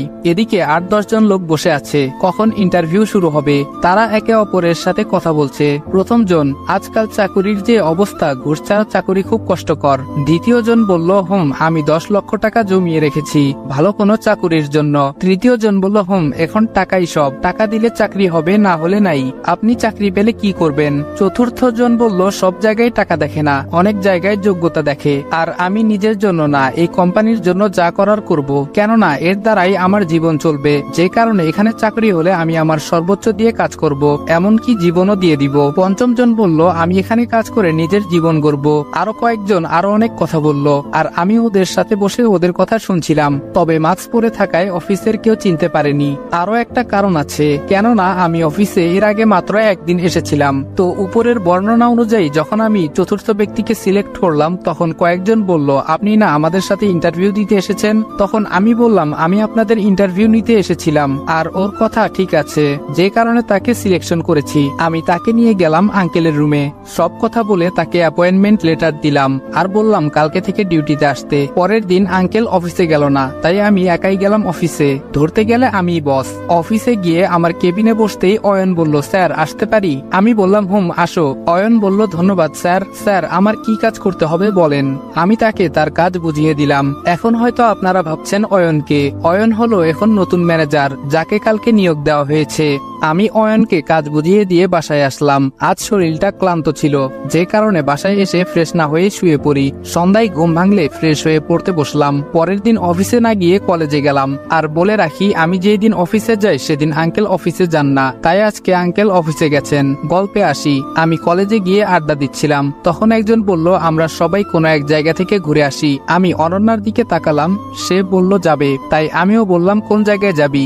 সবাই বলল কক্সবাজার যাবে। তাই আমি কিছু বললাম না, যদিও আমি কক্সবাজারের অনেক জায়গায় চিনি, কিন্তু কিভাবে চিনি তা এখন বলবো না, আস্তে আস্তে জানতে পারবেন। তবে কবে যাওয়া যায় তা ঠিক করতে লাগলাম। আমরা বেশ কয়েকজন, আমি, অনন্যা, লাকি, রাহাত, মেহেদি, রাফি, সাইমা, সারা, রিতা, লিমা, এই 10 জন যাব। তা সবাই ঠিক করলাম 1 সপ্তাহ পরে যাব। সেই দিনের মতো ক্লাস করে বাসায় আসার সময় দেখলাম একটা ছোট মেয়ে, বয়স 10-11 হবে, ফুল বিক্রি করছে। আমি তার কাছে গেলাম, দেখলাম রজনীগন্ধা ফুল। মেয়েটি বলল ভাইজান ফুল নিয়ে যান, একদম টাটকা ফুল। ওর কাছে কয়েকটা ফুল ছিল, কিন্তু আমি ওর কাছ থেকে 5টা ফুল নিলাম, আর ওকে আমি টাকা বেশি দিলাম। তবে হ্যাঁ, অনন্যা আমার পাশেই ছিল, আর আমি ফুলগুলো ওর জন্যই নিয়েছি। ফুলগুলো নিয়ে হাঁটতে লাগলাম। তখন অনন্যা বলল আচ্ছা ফুলগুলো নিলে কেন? আমি বললাম তোমার জন্য নিয়েছি, আর এটা তো তোমার প্রিয় ফুল। অনন্যা বলল এই 1 মিনিট, তুমি জানলে কিভাবে? আমি বললাম তোমার মনে আছে যেদিন তোমার বাসার ছাদে প্রথম যাই সেদিন তুমি বলেছিলে তোমার প্রিয় ফুল রজনীগন্ধা, কিন্তু তোমার কাছে এই ফুল নেই, কারণ তুমি লাগানোর পরে মারা গিয়েছিল। অনন্যা বলল ও, আমি তাকে ওই ফুলগুলো দিলাম, আর তাকে দেখে বোঝা যায় সে অনেক খুশি হয়েছে। ওর সাথে কথা বলতে বলতে বাসায় চলে আসলাম। এরপর কয়েকদিন কলেজে গেলাম না, তাই অফিসে গেলাম। এখন কর্মীরা তাদের কাজের গতি প্রায় দ্বিগুণ বাড়িয়ে দিয়েছে, আর আমি আঙ্কেলের সাথে কথা বলে সবার বেতন আর 2000 বাড়িয়ে দিলাম। 6 দিন পর আজকে কলেজে গেলাম, আর সবাইকে একটা ঠিকানা দিয়ে বললাম ঠিকানায় চলে আসতে। তো পরের দিন সবাই ঠিক মতো চলে আসলো। আমরা ছোট একটা মিনি বাস ভাড়া করেছিলাম, সেটাতে গিয়ে উঠলাম। আমি মাঝামাঝি একটা সিটে বসেছিলাম। আমার সাথে অনন্যা বসেছে, আর সে বসেছিল জানালার পাশে। জার্নি করার সময় কখন যে ঘুমিয়ে পড়েছি নিজেও জানি না। যখন ঘুম ভাঙলো তখন দেখলাম আমার মাথা অনন্যার কাঁধে। আমি বললাম সরি। অনন্যা বলল সরি কেন, আমার কাঁধেই তো দিয়েছো। আমরা আমাদের গন্তব্যে চলে আসলাম, আর একটা হোটেলে উঠলাম। যেহেতু রুম অনলাইনে বুক করা ছিল তাই আর সমস্যা হয়নি। এক রুমে 2 জন করে, মেয়েদের 4টা আর ছেলেদের 2টা। আমরা রুমে গিয়ে ফ্রেশ হয়ে নিলাম, তারপর দুপুরে খাবার খেলাম। খাবার খেয়ে দিলাম এক ঘুম। তার আগে প্ল্যান ছিল কালকে বের হব ঘুরতে। অপরদিকে যেই কলেজে পড়তাম ওখান থেকে বাস এসে আমাদের হোটেলের সামনে থামে, কেননা তারা কলেজ থেকে 3 দিনের বনভোজনে চট্টগ্রামে এসেছে। তাদের এখানে আসতে বিকাল হয়ে যায়, আর যে যার মতো রুমে চলে যায়। এদিকে আমি চোখ মিলে দেখি সন্ধ্যা হয়ে গেছে, আর আমার সাথে ছিল রাহাত। আমি রাহাতকে ডাক দিয়ে বললাম, ওই হারামি উঠোস না কেন, কয়টা বাজে দেখ। রাহাত বলল, কয়টা বাজে?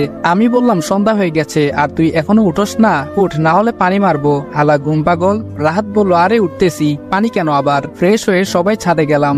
আমাদের এখান থেকে সমুদ্র সৈকত কাছাকাছি, যে কারণে ছাদে উঠলে উত্তাল সমুদ্র কিছুটা দেখা যায়। আমরা ছাদে আড্ডা দিয়ে বললাম, আজকে তাড়াতাড়ি ঘুমিয়ে পড়বি, কালকে সকালে সৈকতে যাব।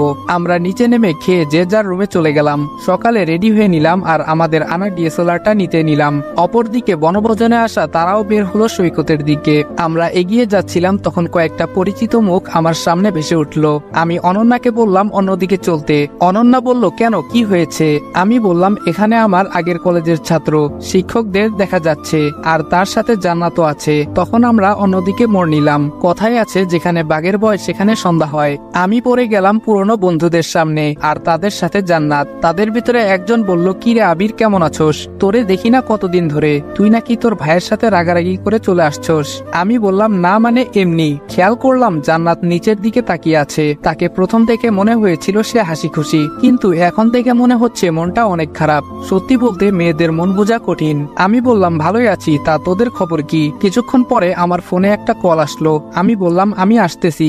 আসার সময় জান্নাত কিছু বলতে চেয়েছিল, কিন্তু আমি শুনিনি। অযথা তার মায়ায় পড়ে লাভ নেই, সে তো ছলনাময়ী, আর তাকে তো আমি ভালোবাসতাম, কিন্তু এখন ঘৃণার বসবাস। আমি চলে আসলাম আমার বন্ধুদের কাছে। তারা জানতে চেয়েছিল কে ওরা। আমি বলেছিলাম আমার আগের ফ্রেন্ড। সেদিন ঘুরে ছবি তুলে চলে আসলাম হোটেলে। এভাবে 1 সপ্তাহ ঘুরে আমরা চলে আসলাম, আর জান্নাতরা যে কয়দিন ছিল দেখা হয়নি। আমার দিনগুলো ভালোই যাচ্ছিল, আর কেটে গেল কয়েক মাস। এর মাঝে আমার বার্ষিক পরীক্ষাও শেষ হয়েছে। এই কয়েক মাসে অনন্যাদের কোম্পানি বাংলাদেশের টপ 15 থেকে 13তে চলে এসেছে।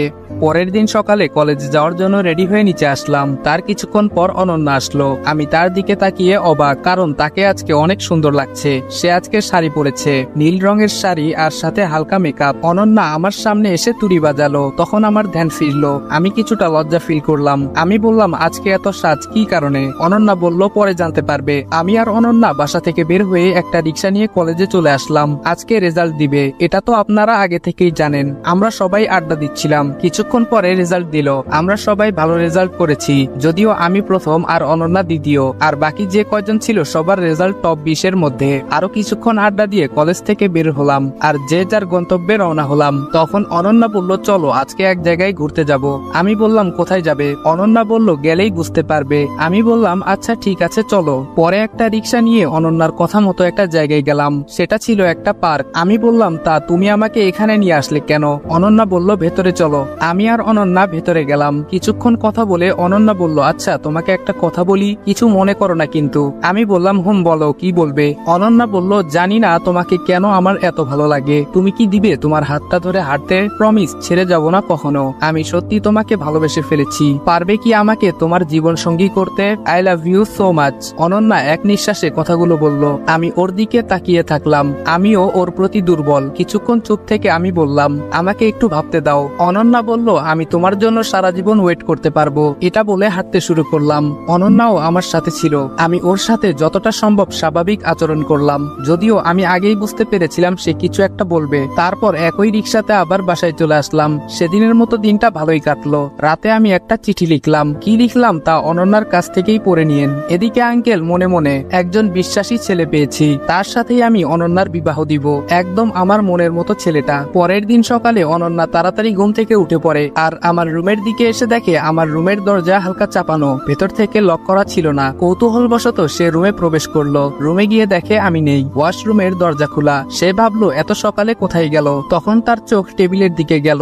মোবাইলের নিচে একটা কাগজ আটকানো আর তাতে একটা নোট লেখা। অনন্যা লেখাটা পড়তে লাগলো, আমি অনেক আগে থেকে তোমাকে লাইক করতাম আর তুমি যে আমাকে ভালোবাসো তা অনেক আগে থেকেই আমি জানতাম। আমি তোমার ডায়েরিটা পড়েছিলাম। আমি একটা বই খুঁজতে তোমার রুমে গিয়েছিলাম আর সেখানেই ডায়েরিটা পাই। তোমাকে না জানিয়ে ডায়েরিটা নেওয়ার জন্য সরি। তোমার বাবা মা যদি আমাকে না মেনে নেয় তুমি আমার সাথে যে কোনো জায়গায় যেতে প্রস্তুত, কিন্তু আমি এতটা স্বার্থপর নই যে যারা আমাকে আশ্রয় দিল তাদের সাথে বিশ্বাসঘাতকতা করব। আর হ্যাঁ, তুমি নিজের যত্ন নিও, আঙ্কেলের কথা অনুযায়ী চলো, আর উনি যার সাথে তোমার বিয়ে ঠিক করেছেন তাকে বিয়ে করো। বেঁচে থাকলে আবার দেখা হবে। আমি চললাম অজানা কোনো গন্তব্যে। ইটি তোমার আবির। এটা পরে অনন্যা কাঁদতে থাকলো। তখন আঙ্কেল আসলেন আর বললেন, কাঁদছিস কেন মা? তখন অনন্যা আঙ্কেলকে চিঠিটা দেয় আর বলে আবির চলে গেছে।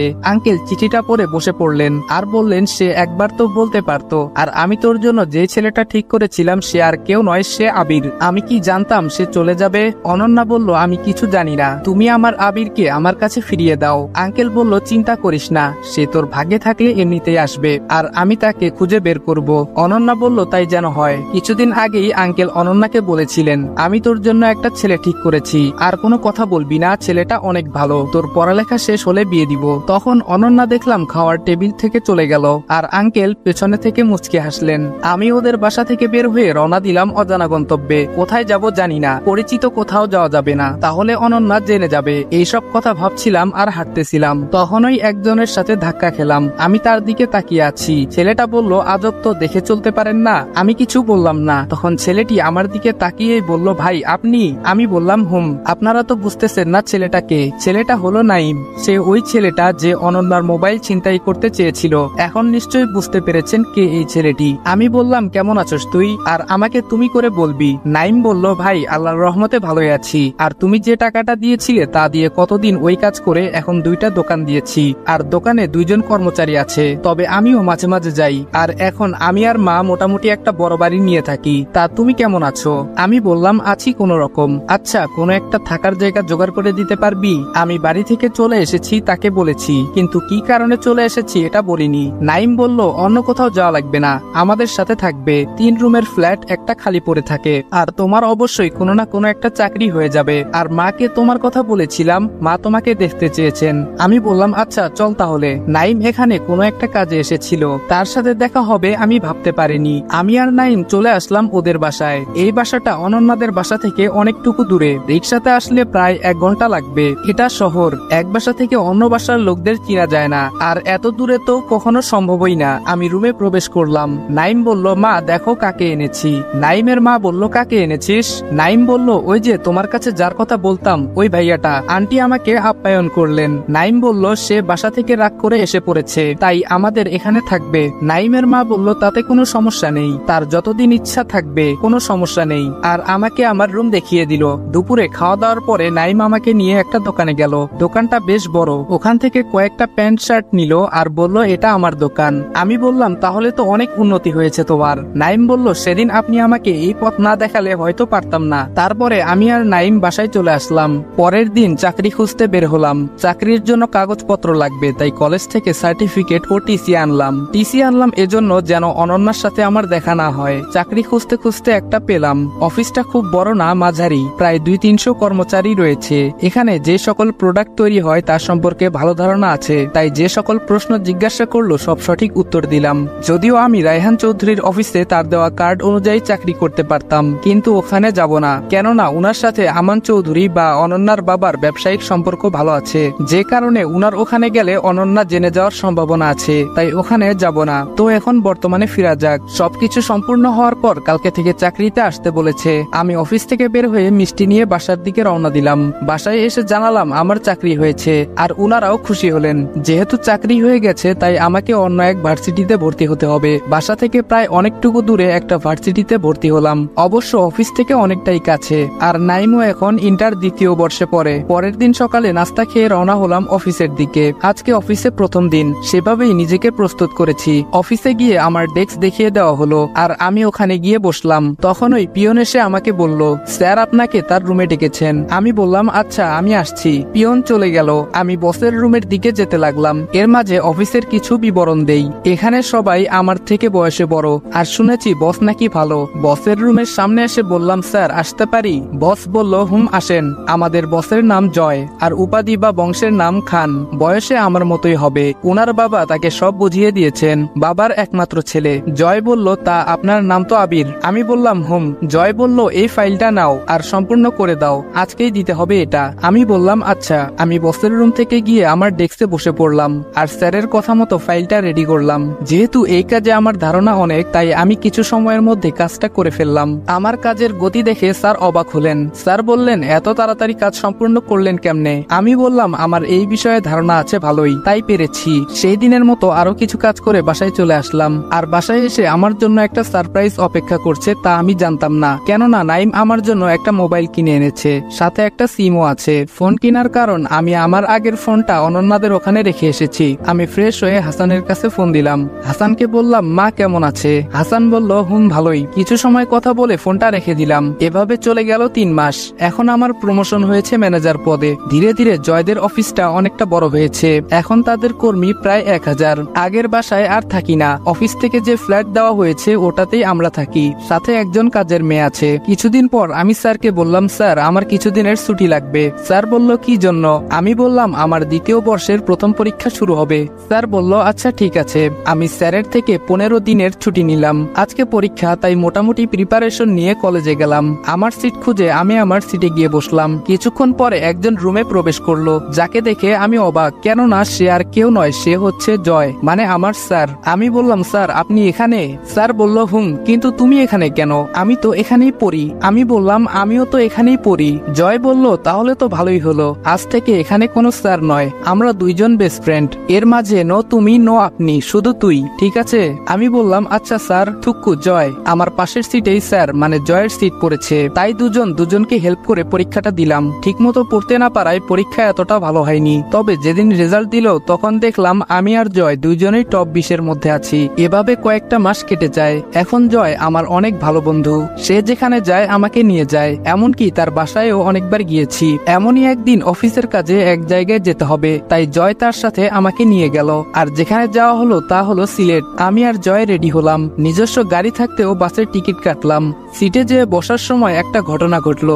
জয় আর আমার দুজনের সিট ভিন্ন জায়গায় পড়লো, তাই অন্যজনের সাথে সিটটা পরিবর্তন করতে চাইলাম, কিন্তু পারলাম না। এদিকে ওর সাথে একটা ছেলে বসলো, আর আমি আমার সিটে বসে পড়লাম। কিছুক্ষণ পরে একটা মেয়ে বাসে উঠলো, আমার সমবয়সী হবে, আর আমার পাশে এসে বসলো। আমি আর একটু জানালার দিকে সরে বসলাম। মেয়েটা বলল, আপনার নাম জানতে পারি? আমি বললাম, আমার নাম আবির। আপনার? মেয়েটি বলল, আমার নাম নীলা। আমি বললাম, ওহ আচ্ছা, আপনিও কি সিলেট যাচ্ছেন? নীলা বলল, হুম। তা আপনি কি কারণে যাচ্ছেন? আমি বললাম, ফ্রেন্ডের সাথে ঘুরতে প্লাস অফিসের একটা কাজে। নীলা বলল, ওহ আমিও অফিসের একটা কাজে যাচ্ছি। যাওয়ার মাঝে ওর সাথে আরো কথা হলো, আর যেহেতু সমবয়সী তাই ও বলল তুমি করে বলতে, তাই আমিও ওকে তুমি করে বললাম। এদিকে অনেকক্ষণ পরে আমরা সিলেটে এসে পৌঁছলাম। অনলাইনে বুকিং করা একটা হোটেলে আসলাম। 2 রুম বুক করা ছিল, তাই যে যার রুমে চলে গেলাম। পরের দিন ঠিক করলাম জাফলং ঘুরতে যাব। অফিসের কাজটা আরো 2 দিন পরে, তাই আজকে ঘুরতে বের হলাম। আমাদের আনা ডিএসএলআরটা নিয়ে বের হলাম, ঘুরলাম আর অনেক ছবিও তুললাম। তারপর বাসায় চলে আসলাম। পরের দিন অফিসের কাজে যেতে হবে। এখানে প্রায় অনেক কোম্পানি রয়েছে, যার মধ্যে যাদের কাজ ভালো হবে তাদেরকে কাজটা দেওয়া হবে। প্রায় 20 কোটি টাকার লেনদেন, তাই ভালো কাউকেই দেওয়া হবে। ওখানে গিয়ে আমি অবাক, কেননা নীলাও সেখানে উপস্থিত। ও এসেছে আর কে কোম্পানি অফ ইন্ডাস্ট্রিজ থেকে। আর যারা কাজ দিবে তাদের দেখে আমি আরো বেশি অবাক, কেননা তিনি হলেন রায়হান চৌধুরী। দেশে বিদেশে উনার অনেক ব্রাঞ্চ রয়েছে। কিছুক্ষণ পরে জয়দের কোম্পানির নাম বলা হলো, কেননা বিগত কয়েক মাসে ভালো পজিশনে চলে এসেছে। যখন ডাক দেওয়া হলো তখন জয় গেল। সব কাগজ বুঝে আসতে আমাকে যেতে বলেছিল, কিন্তু আমি যাইনি, কেননা উনি আমাকে চিনে ফেলতে পারেন। আর জয়কে অনেকে কংগ্রাচুলেশন জানালো। জয় আসার পরে নীলা জয়কে কংগ্রাচুলেশন জানালো, আর জয় এসে আমাকে বলল, তুই থাকার কারণে এত দূরে আসতে পেরেছি। তারপরে আমি আর জয় চলে আসলাম। আরো 2 দিনে অনেক জায়গায় ঘুরে ঢাকা ব্যাক করলাম। আমাদেরকে যেই প্রজেক্টটা দেওয়া হয়েছিল সেই প্রজেক্টটা সম্পূর্ণ করা হলো 1 সপ্তাহের মধ্যে। এখন জয়দের কোম্পানি আরো ভালো পজিশনে চলে আসলো। এমনই একদিন আমার গাড়ির কিছু সমস্যা হয় আমি রিক্সা দিয়ে অফিসে যাচ্ছিলাম, তখন দেখলাম নীলা হেঁটে কোথাও যাচ্ছে। আমার জানা মতে ওর অফিস তো এদিকে না, তাহলে কোথায় যাচ্ছে? আমি ওকে ডাক দিলাম আর বললাম কোথায় যাচ্ছ? নীলা বলল আচ্ছা এখানে না একটা কফি শপ আছে, চলুন সেখানে গিয়ে কথা বলি। আমি বললাম আচ্ছা চলো। আমি আর নীলা একটা কফি শপে গেলাম। সে যা বলল তা শুনে আমার খুব খারাপ লাগলো। তার কথায় আমার মনে কোনো এক জায়গায় বিঁধলো, মানুষ কতটা খারাপ হলে এমনটা করতে পারে। চলুন কি হয়েছিল নীলার সাথে সেদিন শুনে আসি। এক সপ্তাহ আগে নীলার বস বলল কি কারণে কাজটা আমাদের হাতছাড়া হয়ে গেছে। নীলা বলল স্যার আমাদের থেকে ওদের কাজ বিগত কয়েক মাসে অনেক ভালো, যে কারণে রায়হান চৌধুরী ওদের কাজ দিয়েছেন। নীলার বস বলল তাহলে তোমাকে পাঠানো হয়েছে কি জন্য? তুমি জয়েন করেছো অনেক দিন, তাহলে তুমি আনতে পারলে না কেন? এখন তোমাকে চাকরি থেকে বরখাস্ত করা হবে। নীলা বলল প্লিজ স্যার এমনটা করবেন না, তাহলে আমরা একেবারে পথে নেমে যাব। আমার বাবা নেই, মা আর ছোট ভাইকে নিয়ে আমার সংসার। মা কিছু করেন না, তিনি অসুস্থ। স্যার চাকরি থেকে বরখাস্ত করেন না আমাকে। নীলার বস বলল তাহলে তোমাকে একটা কাজ করতে হবে, তাহলে আর বাদ দিব না। নীলা বলল জি স্যার বলেন, আমি আমার সর্বোচ্চ দিয়ে চেষ্টা করব। নীলার বস বলল আমি অনেক দিন ধরে চাচ্ছিলাম, কিন্তু আজকে কোনো একটা উপায়ে পেয়ে গেলাম তোমাকে। তোমাকে আমার সাথে রাত্রি যাপন করতে হবে, তাহলে তোমাকে চাকরি থেকে বের করে দিব না, আর তোমাকে প্রমোশন দেওয়া হবে, আর তোমার বেতনটাও বাড়ানো হবে। হ্যাঁ আমি জানতাম আমরা ওই কাজটা পাবো না, এজন্যই তোমাকে পাঠিয়েছি। এটা ছিল তোমাকে ভোগ করার একটা চাল মাত্র। এই বলে নীলার বস তার দিকে এগিয়ে আসতে লাগলো। নীলার কাছে মনে হচ্ছে সে ফ্রিজ হয়ে গেছে, নড়াচড়া করতে পারছে না। যখনই তার বস তার একেবারে সামনে চলে আসলো, তখনই কোম্পানির ম্যানেজার বাহিরে থেকে বলল স্যার আসবো? নীলার বস নিজেকে ঠিক করে বলল হুম আসো। ম্যানেজার বলল স্যার কর্মচারীরা তো কোনো কাজ করতে চাচ্ছে না, তাদের কাজের তুলনায় টাকা অনেক কম পায়, তাই অনেকে বলছে কোম্পানি ছেড়ে দিবে। নীলার বস বলল না এখন বাড়ানো হবে না, ওদের কাজ করতে বলো, পরে বেতন বাড়ানো হবে। তাদের কথার মাঝে নীলা এসে পড়ে তার ডেস্কে এসে কিছু কাজ করতে থাকে। নীলা যে চলে গেছে তার দিকে খেয়ালই করেনি তার বস। ম্যানেজার বলল আচ্ছা ঠিক আছে, এই বলেই সে চলে যায়। নীলার বস খেয়াল করে নীলা নেই, তখন সে সিকিউরিটিকে ডাক দেয়। সিকিউরিটি বলল জি স্যার বলুন। নীলার বস বলল নীলাকে আমার রুমে আসতে বলো। সিকিউরিটি বলল আচ্ছা স্যার। তারপর সিকিউরিটি নীলার ডেস্কের সামনে গিয়ে বলল স্যার আপনাকে তার রুমে ডেকেছেন। নীলা বলল আপনি যান আমি আসছি। তখন সিকিউরিটি চলে গেল। তার কিছুক্ষণ পরে নীলা তার বসের ডেস্কে গেল। নীলার বস বলল তা কি ভাবলে তুমি? নীলা বলল এটা নেন স্যার। বস বলল কি এটা? নীলা বলল রিজাইন লেটার। আমি আজকে থেকে আর আপনার এখানে কাজ করব না। তবে স্যার একটা কথা শুনে রাখেন, একজনের দুর্বলতায় কখনো হাত দিবেন না, হয়তোবা সেই হাত ভেঙে যেতে পারে। বিদায় স্যার। এই বলে নীলা চলে আসে। তখন তার বস বলে শকুনের দোয়ায় গরু মরে না, এবার বর্তমানে আসি। তখন নীলা খেয়াল করলো আমার চোখে পানি। নীলা বলল আপনি কাঁদছেন কেন? আমি বললাম না তো, কই কান্না করছি। আচ্ছা বাদ দাও, ওর প্রতি কেমন যেন একটা মায়া কাজ করছে। আমি বললাম আচ্ছা সত্যি কি তোমার বাবা নেই? নীলা বলল সত্যি বলতে বাবা মারা যায়নি, তার প্রতি আমার শুধুই ঘৃণা। আমার মাকে রেখে অন্য একটা মহিলাকে বিয়ে করেছে, সে আমাদের খরচও দেয় না। তারপর থেকে আমি কোনো রকমের সংসার চালাই, এখন একটা চাকরি জরুরি। আর তখনই তোমার সাথে দেখা হলো। আমি জয়কে কল দিলাম। জয় বলল হুম বল। আমি বললাম আমার তো একজন পার্সোনাল সেক্রেটারি লাগবে, আগের জন তো কোনো একটা কাজে চাকরি ছেড়ে চলে গেছে। তোর কোনো আপত্তি না থাকলে আমি আমার জন্য একজনকে নিযুক্ত করব, তুই কি বলিস? জয় বলল তোর জন্য লাগবে, আমি কি বলবো, যা ভালো হয় করে ফেল। আমি বললাম ওকে মাই ডিয়ার কলিজার বন্ধু।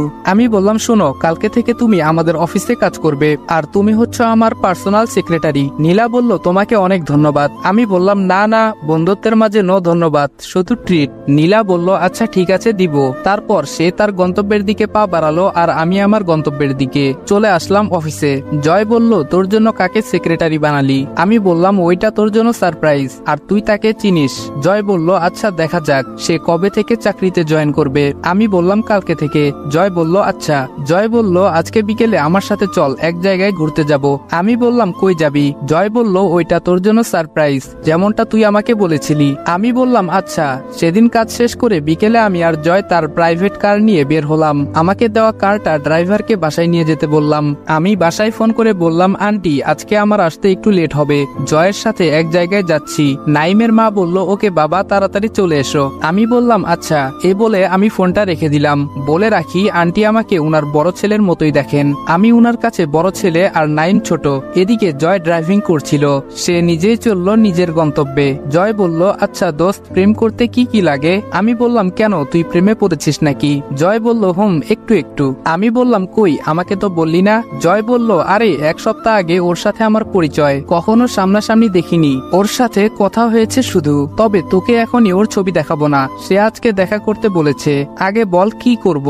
আমি বললাম পছন্দ হলে ভালো, সরাসরি প্রপোজ করবি, তবে এখনই না করাটাই ভালো, কিছুদিন যাক তারপরে। জয় বলল আচ্ছা ঠিক আছে। ওর সাথে কথা বলতে বলতে চলে আসলাম। জয় একটা রেস্টুরেন্টের সামনে গাড়ি দাঁড়া করালো, মেইন রোড থেকে কিছুটা ভেতরে, তবে বলা যায় বড়লোকদের রেস্টুরেন্ট। আমাকে নিয়ে জয় ভেতরে গেল। আমি আর জয় ভেতরে গিয়ে একটা টেবিলে বসলাম। জয় কাকে যেন ফোন করলো। জয় বলল এই তুমি কোথায় আছো? অপর সাইড থেকে একটা মেয়ে বলল এই তো চলে এসেছি। জয় বলল আচ্ছা আসো। এই বলে জয় ফোন রেখে দিল। আমরা আরো কিছুক্ষণ কথা বলার পরে দেখলাম জয় হাত উঁচু করে কাকে যেন ইশারা করলো। আমি ওদিকে তাকিয়ে দেখলাম একটা মেয়ে, হয়তো এটাই জয়ের জিএফ হবে। আমি ওর দিকে তাকিয়ে আছি। মেয়েটা সুন্দর আছে, তবে আমি তাকে আগে কোথাও দেখেছি, অনেক আগে দেখেছি, সঠিক মনে আসছে না।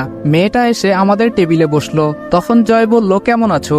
মেয়েটি বলল ভালো আছি, তুমি কেমন আছো? জয় বলল ভালো। আর হ্যাঁ, তোমার সাথে ওর পরিচয় করিয়ে দেই, এ হলো আবির, আমার একমাত্র বেস্ট ফ্রেন্ড। তখন মেয়েটাও আমার দিকে তাকিয়ে আছে।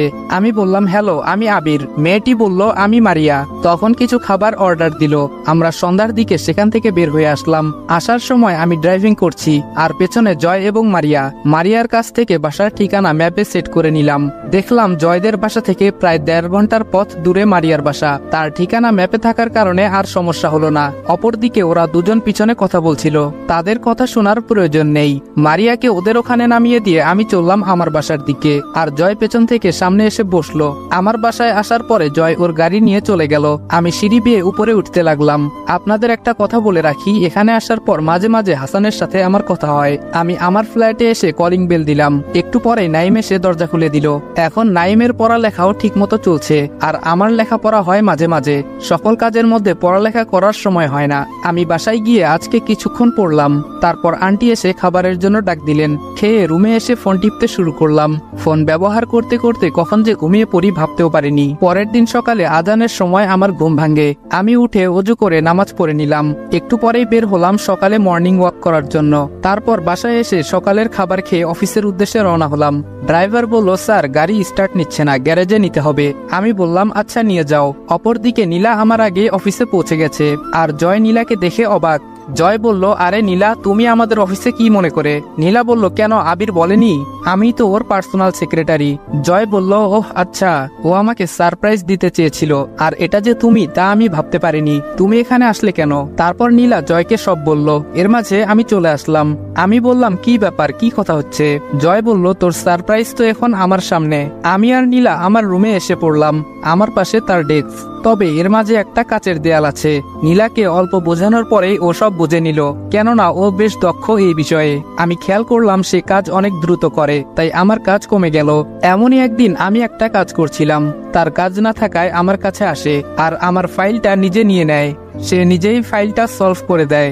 নীলা বলল চল আজকে কোথাও ঘুরতে যাই। আমিও রাজি হয়ে গেলাম, আর জয়কে বলে 1 ঘন্টা আগে ছুটি নিয়ে বের হলাম। তবে জিএফ আর বিএফ ভেবে ভুল করবেন না, নীলা এখন আমার ব্যাপারে সব জানে। আমরা দুইজন ভাই বোনের মতো। আমি আর ও ঘুরতে গেলাম একটা পার্কে। সেখানে গিয়ে দেখি মেহেদি আছে, আর তার সাথে আছে লিমা। লিমা নাকি আজকে তার ফুপির বাসায় যাবে, তার জন্য মেহেদির সাথে দেখা করতে এসেছে। লিমার ফুপির বাড়ি আমাদের গ্রামে, আমাদের বাসা থেকে বেশি দূরে না, আমাদেরটা অনেকটা গ্রাম সাইড, তাই হেঁটে পৌঁছাতে প্রায় 25 মিনিট সময় লাগে। মেহেদি আমাকে দেখে বলল তুই ভার্সিটি থেকে চলে আসলি কেন? আমি মনে মনে ভাবলাম তাহলে অনন্যা বলেনি কিছু। আমি বললাম এখানে একটা চাকরি পেয়েছি, তাই এখানে এসে পড়েছি, কিন্তু আমাদের কোম্পানি সম্পর্কে কিছুই বললাম না। তাছাড়া অনন্যা কিছু বলেনি তোকে? লিমা বলল না বলেনি কিছু, তবে তুই আসার পর থেকে ও অনেকটা অন্যরকম হয়ে গেছে, ঠিক মতো ভার্সিটিতে আসে না, কথাও বলে না ঠিক মতো। মেহেদি বলল তোর সাথে কে এটা, চিনলাম না তো। আমি বললাম ওর সাথে তো তোদের পরিচয় করাতে ভুলেই গেছি, ও আমার বোনের মতো, আমার সাথেই কাজ করে, ওর নাম নীলা, পরিচয় হয়ে নে। নীলা বলল হ্যালো আমি নীলা। লিমা বলল আমি লিমা, আর মেহেদিও পরিচয় হয়ে নিল। আমি বললাম কেমন চলছে তোদের দিনকাল? মেহেদি বলল ভালোই, বাবার হোটেলে খাওয়া, পড়ালেখা শেষ করে চাকরি করব। ওদের সাথে আড্ডা দিলাম কিছুক্ষণ। লিমাকে নাকি তাড়াতাড়ি যেতে হবে, তাই লিমা চলে গেল, আর ওকে এগিয়ে দেওয়ার জন্য মেহেদিও তার সাথে গেল। নীলা বলল আজকে তোমাকে মা যেতে বলেছেন। আমি বললাম অন্যদিন যাবনি। নীলা বলল না, আমি কোনো কথাই শুনতে চাই না, আজকে যেতে হবে, এর আগেও যেতে বলেছি কিন্তু যাওনি। আমি বললাম আচ্ছা চলো। আমরা যাওয়ার আগেই লিমা ওর মাকে বলেছিল আমি আসবো, তাই তিনি সব রান্না বান্না করে রেখেছিলেন। আমি আর নীলা বাসায় গিয়ে কলিং বেল দিতেই ওর ছোট ভাই এসে দরজা খুলে দিল। এখানে আসার আগে যখন নীলা বলেছিল তাদের বাসায় আসতে হবে, তখনই তার ভাইয়ের জন্য চকলেট কিনেছিলাম। তার জন্য কেনা চকলেটটা তার হাতে দিলাম আর আন্টিকে গিয়ে সালাম দিলাম। আমি বললাম, আন্টি কেমন আছেন? আন্টি বলল, ভালো বাবা, তুমি কেমন আছো? আমি বললাম, ভালোই আছি। তিনি আমার বাবা মার কথা বললেন না, কেননা এটা নিয়ে নীলা তার মাকে বলেছিল। আমরা সবাই খেতে বসলাম। খাবারটা অনেক সুস্বাদু হয়েছিল। খাওয়া দাওয়া শেষে নীলাদের বাসা থেকে বিদায় নিয়ে বের হয়ে রিক্সা খুঁজতে লাগলাম। রোডের আশেপাশে একটাও রিক্সা দেখতে পেলাম না, তাই আমি সামনের দিকে এগুতে থাকলাম। হঠাৎ করেই একটা প্রাইভেট কার এসে আমাকে ধাক্কা দিল। আমি একটু দূরে ছিটকে পড়লাম। রাস্তার ঘর্ষণে কয়েক জায়গায় কেটে গেল আর মাথায় বাড়ি খেলাম। এমনিতেই রাত, তবুও রাস্তার বাতিগুলো আমার চোখে ঝাপসা লাগছে। তারপর আর কিছুই মনে নেই, মানে আমি অজ্ঞান হয়ে গেলাম। যখন জ্ঞান ফিরল তখন নিজেকে হাসপাতালে আবিষ্কার করলাম। একটা নার্স বাইরে গিয়ে বলল রোগীর জ্ঞান ফিরেছে।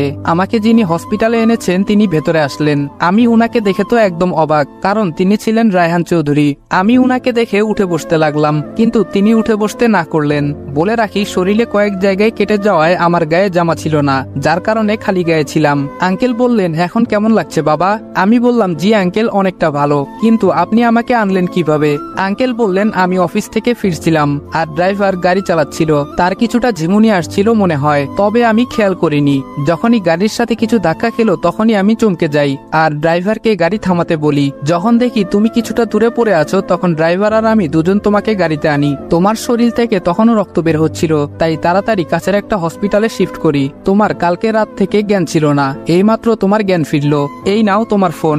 যখন অ্যাক্সিডেন্ট করেছিলে তোমার সাথেই এটা পড়েছিল, মনে হয় না? ঠিক আছে, আমি তোমার জন্য একটা ফোন কিনে আনছি। আমি বললাম, না আঙ্কেল, ফোন লাগবে না। আঙ্কেল বলল, কোনো কথা না, আমি কিছু সময়ের মধ্যে চলে যাব আর তোমার আন্টি সকালের খাবার নিয়ে আসবে। এখানের খাবার বেশি ভালো না, তুমি শুয়ে রেস্ট নাও। আমি মাথা নাড়িয়ে হ্যাঁ জানালাম। আন্টি আসতে দেরি হবে, তাই আমি অন্যদিকে ফিরে রেস্ট নিচ্ছিলাম। একটু পরেই আন্টি আসলো। আমি ডান দিকে ফিরেছিলাম, তাই আমি দেখতে পারিনি। আন্টি এসে আমাকে যখন ডাক দিবে তখন উনার চোখ আমার পিঠের উপরের দিকে যায়। এক দৃষ্টিতে তাকিয়ে থাকলেন আর উনার চোখ দিয়ে আপনা আপনি পানি পড়তেছিল। আমি কারো উপস্থিতি বুঝতে পেরে পেছনে তাকিয়ে দেখলাম আন্টি। আন্টির চোখে পানি দেখে আমি বললাম, আপনার চোখে জল কেন? আন্টি বলল, আচ্ছা বাবা, তোমার পিঠের উপরের দিকে একটা সিংহ চিহ্ন আছে, ওটা কিসের? আমি বললাম, আমি জানি না, এটা অনেক আগে থেকেই আমার কাছে। যখন আমি মাত্র বুঝতে শিখেছি তখন থেকেই দেখেছি। আন্টি বললেন, বাবা তুই এতদিন কই ছিলি? তুই আমার হারিয়ে যাওয়া বড় সন্তান। আজ থেকে 17 বছর আগে তুই হারিয়ে গিয়েছিলি। এটা বলে উনি আমাকে জড়িয়ে ধরলেন।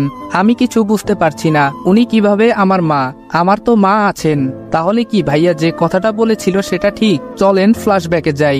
যেদিন ভাইয়া আমাকে মেরেছিল সেদিন মা সহ অন্যরা যখন ঘরে যায় তখন ভাই বলে, তুই আমার আপন কেউ না, আমি আমার এই সব সম্পত্তি একটুও তোকে দিব না, পারলে তুই নিজে কিছু কর। আমি তখন ভাইয়ের কথা কিছুই বুঝিনি। আজকে বুঝতে পারছি কেন ভাইয়া এই কথাটা বলেছিল, আর আজকে আপনারাও বুঝতে পারলেন আমি কেন বলেছিলাম আমাকে অনেক বড় হতে হবে। কিন্তু আমি যদি আর আপন কেউ না হই তাহলে কেন আমি জানলাম না? আশেপাশের লোকেরাও তো জানবে, কিন্তু তারাও কেন জানালো না? এটা হয়তো একটা রহস্য, কিন্তু এটাও বলবো, তবে এখন না।